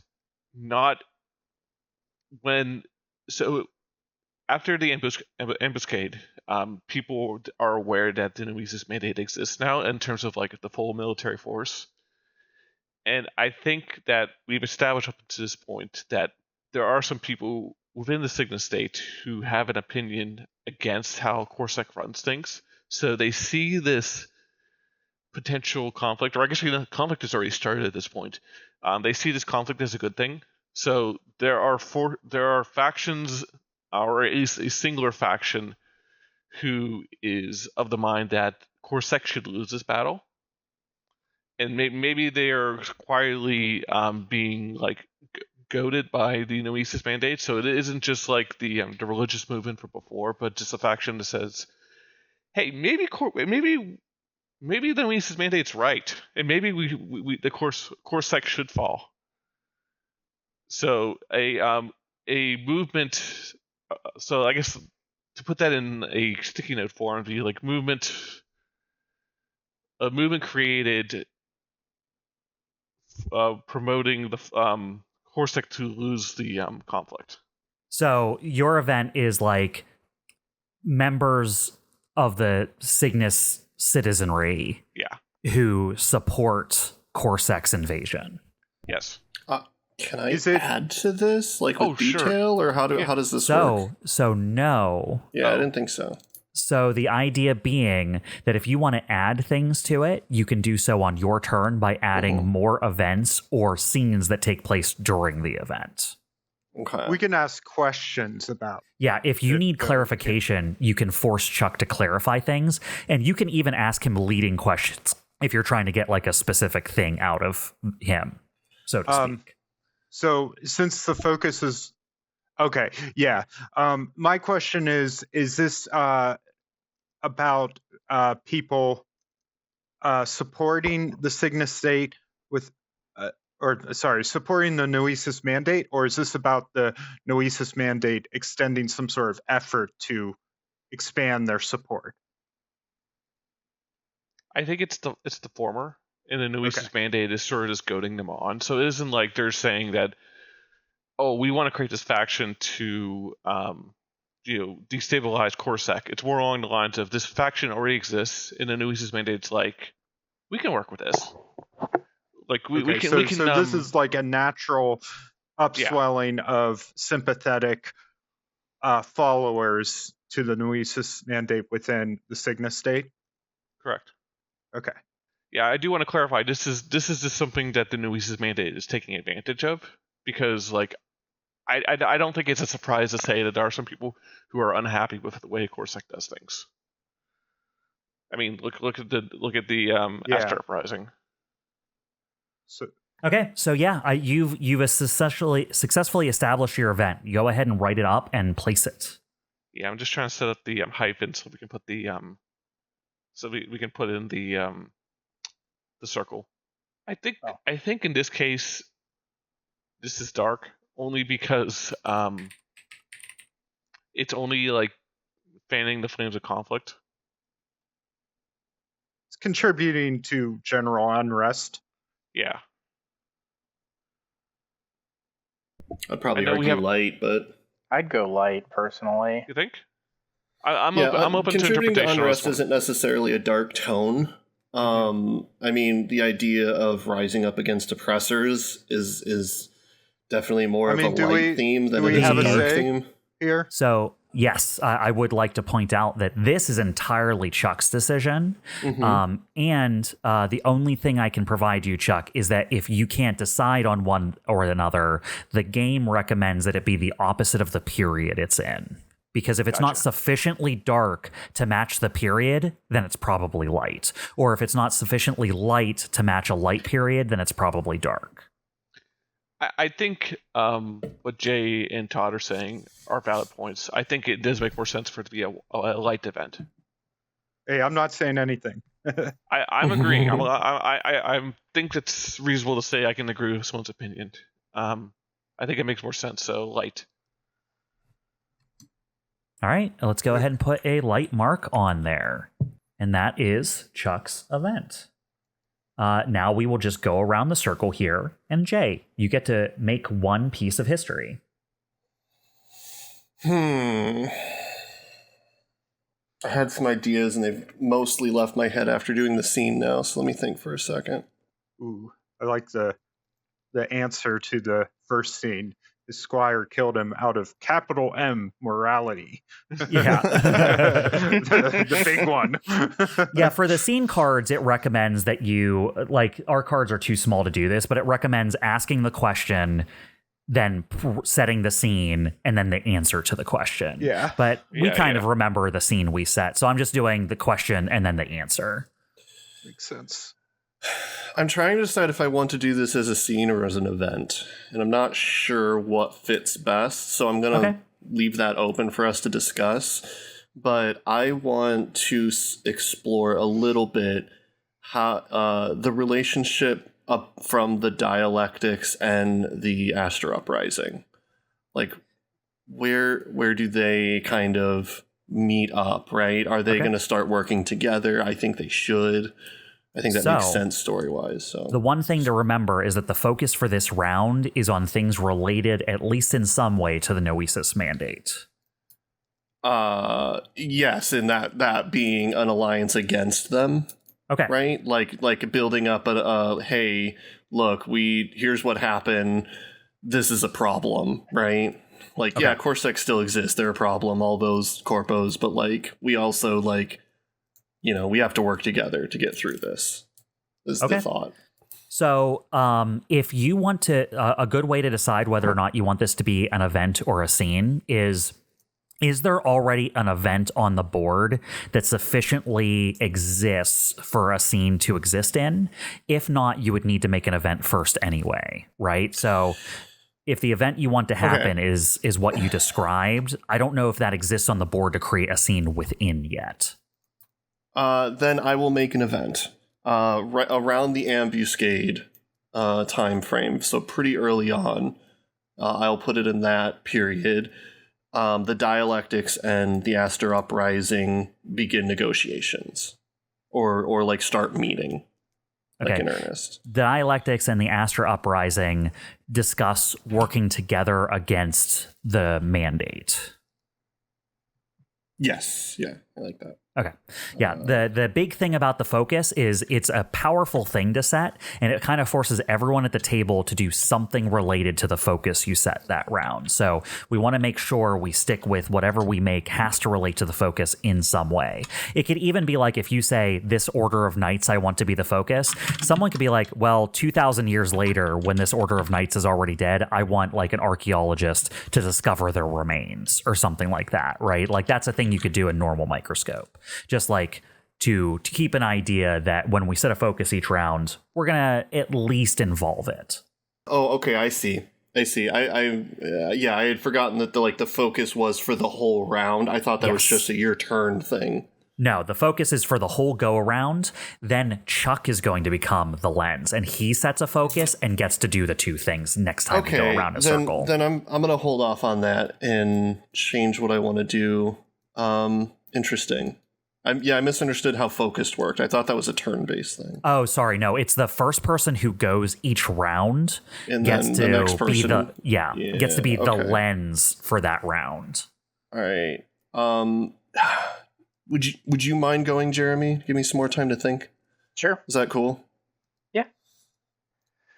If we do so, do we want to just switch your places for the remainder of the? I don't mind either way. Yeah, that's fine. All right. Okay. I'm just literally gonna move where you're seated. Sure. As I fly across space to a new corner. You both stood up and changed seats. All right. So Jeremy. All right. I think I am going to create an event under the Noesis Mandate establishes their foothold in Cygnus space. Something that we are well aware of is that they have been integrating people from various planets and whatnot, like inviting them to join the Noesis Mandate. I would like to say an event that, in addition to this, during this time that they are establishing their foothold, they try to bring some of those planets as well, like the entire planet, into their fold to use them not just their people, but to use them as much stronger footholds that they can hold, which includes the planet that Evelyn was originally from, the mining planet, specifically. Okay, so it's an event. So if it's a specific thing, do we want to phrase it as something like the Noesis Mandate starts officially like taking over worlds, or starts officially incorporating worlds into the mandate? Starts officially annexing worlds, I think. That's perfect. Yes. Yeah. I was trying to think of the word, and I was like, annex, right? Annex. That is the word that I also forgot. You're correct. Yep. You know what's funny, Jeremy? I was thinking about doing something similar, so I'm glad you were of the same mind there. Yeah.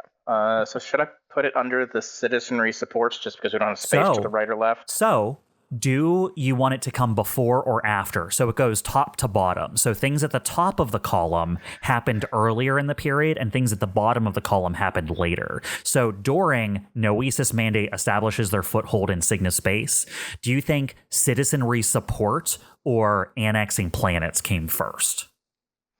I think the support... that's a good question. Because both could be true, and it slightly changes the tenor of it. I want the annexation to happen first, and then the support and then the people decide based on how the events occur. Okay.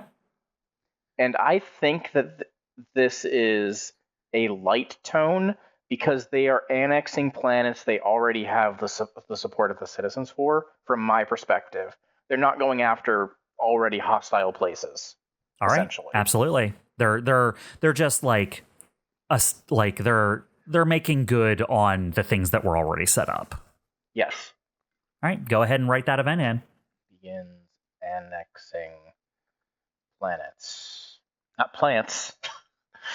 Begins. Not the plants. The hydrangeas. Look at the succulents. Not my cabbages. Okay. Does that make sense? Yeah, totally. I don't know if there's two X's in annexing, but that's okay. Yeah, good enough. And you said you want that to be a light tone. Yes. All right. Specifically, I wanted to include Evelyn, the mining planet from that Evelyn is from, because I remember that at some point we discussed that they had been there during the campaign. Then I'm going to just put in including Rhyolite. Yeah, you might as well throw that on the list. Yep. I mean, I think we established that they already had Project Nucleus.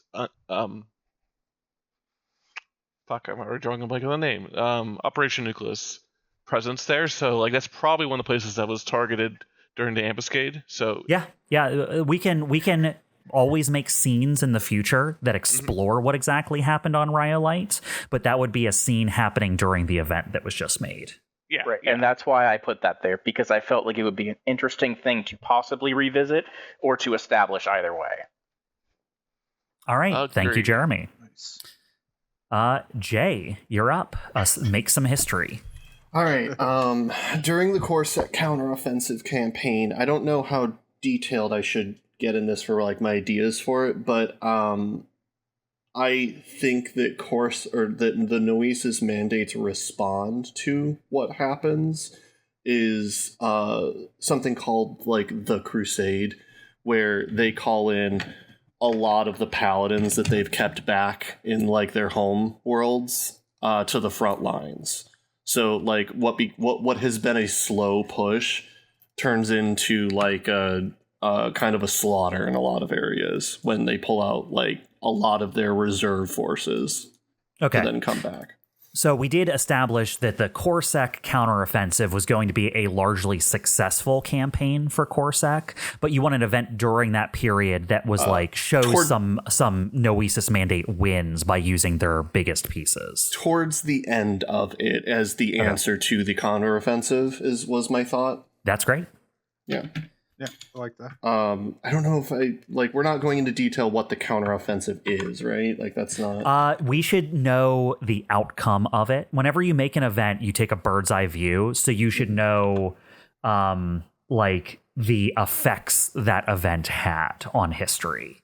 So whenever we make things, we should kind of know the broad scope, as if we're a historian looking back at it from a long time ago. I would say when I made this period, I was just kind of thinking in general, this counteroffensive shows that the fight is gonna still last a long time. The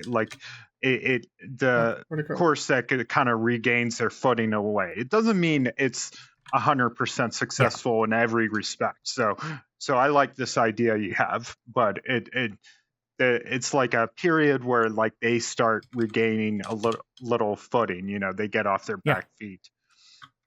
Yeah, makes sense. Makes sense as a response the mandate has to CorSec all of a sudden becoming more effective, right? Mm-hmm. Yeah. And do you think that's light or dark, Jay? That's dark. Mm-hmm. That's dark. The everyone's bringing out their big pieces and death. All right, cool beans. Todd, you're the last person for this round, and then there will be an additional thing we do before we end the round called establishing a legacy, which we'll talk about after your turn ends. But you're going to be also the person who establishes legacy this round. Okay. During the calm, the Noesis mandate uses the resources and the planets and annexed to start producing a line of super soldiers. So where is this happening? During the calm.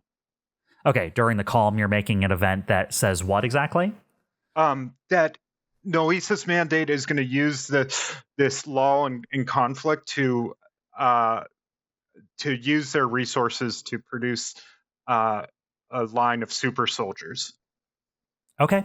And do you think that happens before or after CorSec utilizes a new technology to reignite conflict? Before. Okay. Let's go ahead and get that event in there. Interesting. Where'd it go? You have replaced one of the sticky notes after the calm. What? So control... Oh no, I moved it down. Okay, let me. You should make a new sticky note. Adding it again. So if you look next to the calm, okay, there it is. Oh, Todd, you accidentally edited the period to the right of the calm. Yeah. Oh, yeah. Okay, that was the. Got it. You edited the Signisate counteroffensive. I'll just move that here, and then I'll make it the counter. Someone retype that, yeah. I got it. But there was no counteroffensive. There was Tom. Alt N brings up new sticky note. That's like easy to. That's right. I was clicking the sticky note button, and that just selected the. Yeah, don't do that. The last one I had. Oh, interesting. I didn't realize that was a button. Also, Bob, at the top left, you're missing a dark spot. I don't know if you care. Oh, I think I might have moved it instead of copying it. Here we go. There was no counteroffensive. There was only Noesis mandate. Okay, and I'd call this one dark because they're building weapons, basically. All right. Come back to the light. Excellent. So, we have successfully moved through one full round of gameplay. Now, we're going to do one more thing that you do at the end of each round, which is called a legacy. Legacies are common threads that may stretch through time and influence history. A legacy can take many forms: an object, a person, a place, a bloodline, an organization, or even a philosophical idea.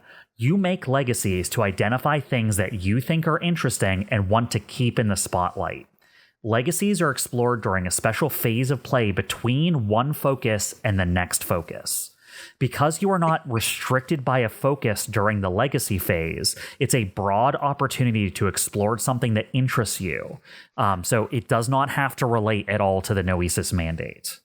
To choose a new legacy, the player to the right of the lens, that's you, Todd, looks back over everything that happened and picks something to be a legacy.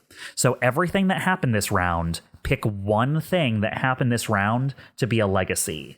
It has to be something that was played this round, either appearing for the first time or reappearing from earlier in the game, not making something new, just singling something out. Okay. And once I pick that, then what do I do with it? You will write it on a card and put it under your name because that is the legacy you have picked.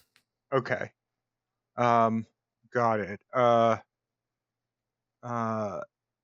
And then it should be something you're interested in exploring more over the course of the game. Okay, so the ones we created this round were the scene. Why does the negotiator get killed? More importantly, it can be subunits of things. Like, you could be like, I want to learn more about Neville, right? Or like, it can be very specific things. It just has to have appeared this round. Got it. And is this an event I'm making, or no? This is a legacy. It's a completely different thing. This is after you choose a legacy, you get to explore a legacy. I see. So right now you're just adding a legacy because you're the first one to do it. This is going to be the first legacy that gets added to our game. This is like us saying, from this round, Todd was most interested in this thing that happened and wants to make sure we know to look more into it later in the game. Got it. Okay. All right. I think I am interested in that scene with the negotiator. I am interested in the can I say I'm interested in the aftermath of what happened there? I think, or is that not because quite? the aftermath didn't exactly show up during this round. You know what I mean? Like, okay. So like you should pick a thing as a legacy. Think of legacy as like a legacy object. You know what I mean? It could even be an ideal, right? Like you could say, well, morality came up this round, and like, what is the Noesis mandate's morality? That's what I'm interested in. Don't choose that because I don't want to make suggestions. But that's the example I'm giving, right? Like anything that happened this round, you can choose as a legacy. Support among the gentry for the Noesis mandate. What is leading to that? You know, like why is support increasing, even though this was the start of like a big bloody conflict? Okay. Yeah. Why do the citizens support the mandate? Yeah. Could be your legacy then. So write that on a note and just put it under your name. Okay. You can put like legacy at the top of it. Legacy. Why do the citizens support the mandate? Okay. Got it. Legacy, and make a new sticky note this time. Citizens support the mandate. All right. There we go. All right. So just put that up by your name there, Todd. Now that you've done that, you can only have one legacy during the game. Whenever you would like to choose a new legacy, you would have to get rid of a previous one if you want a new one. Okay. That would be a while from now because we'd have to wrap all the way around to you choosing a legacy again, Todd. But for now, this is one legacy that's been added to our list. Okay. Now, the same player picks a legacy. There's only one, so you only have one option right now, Todd. And you can make an event or dictated scene about it. You can't make a period, and you can't do a played scene. Right now, you have to either make an event or a dictated scene about the legacy you just made. In the future, there will be more legacies on the board, and you could pick any of them. So like when I make a legacy next round, I could either choose to do a scene about my legacy or your legacy. Got it. And can you give me a quick explanation of what a dictated scene looks like? A dictated scene has the same pieces that a normal scene has. You still state a question, but we do not role play it. You state a question, decide where it exists, and narrate what happens that answers that question. You are the historian or the narrator who just says, why did this field operator's army die? Oh, well, obviously they mismanaged supplies and they all starved before the battle, right? Like you ask and answer your own question. Okay.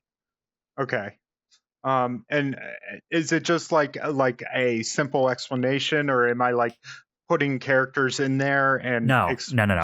You could dictate if you have like ideas, but a dictated scene is like, for example, I'll just give you the example from the book. Someone says, I'm making a dictated scene. The question is, what is the killer machine's goal? This scene is in the event where the robotic killing machines overran the colony. Before that scene, we played of this other thing happening. And basically, he goes on to say, in the middle of the carnage, we can see some elaborate machines carefully harvesting tissue samples from the fallen colonists. It's clear they weren't really interested in destroying the unimportant colony. They're collecting genetic samples to analyze human physiology. So you can like say a lot for your scene, but you're not like necessarily diving in and playing like back and forth between characters. It's like, here's some lore. It's kind of a lore. Here's lore. So I got an idea for a scene. The scene is, how does the Noesis mandate secure the support they have among the common citizens? All right, so are you going to make that an event during that, a scene during that event then, right? I'm going to make that a scene during, I guess, the citizenry support for the Noesis mandate invading. Or would it actually be an event under annexing plan? No, it would be under the citizenry support. Let me write that down. Oops, Alt N. How does the mandate secure their support? There we go. I gotta add the, call it, underscore. All right. And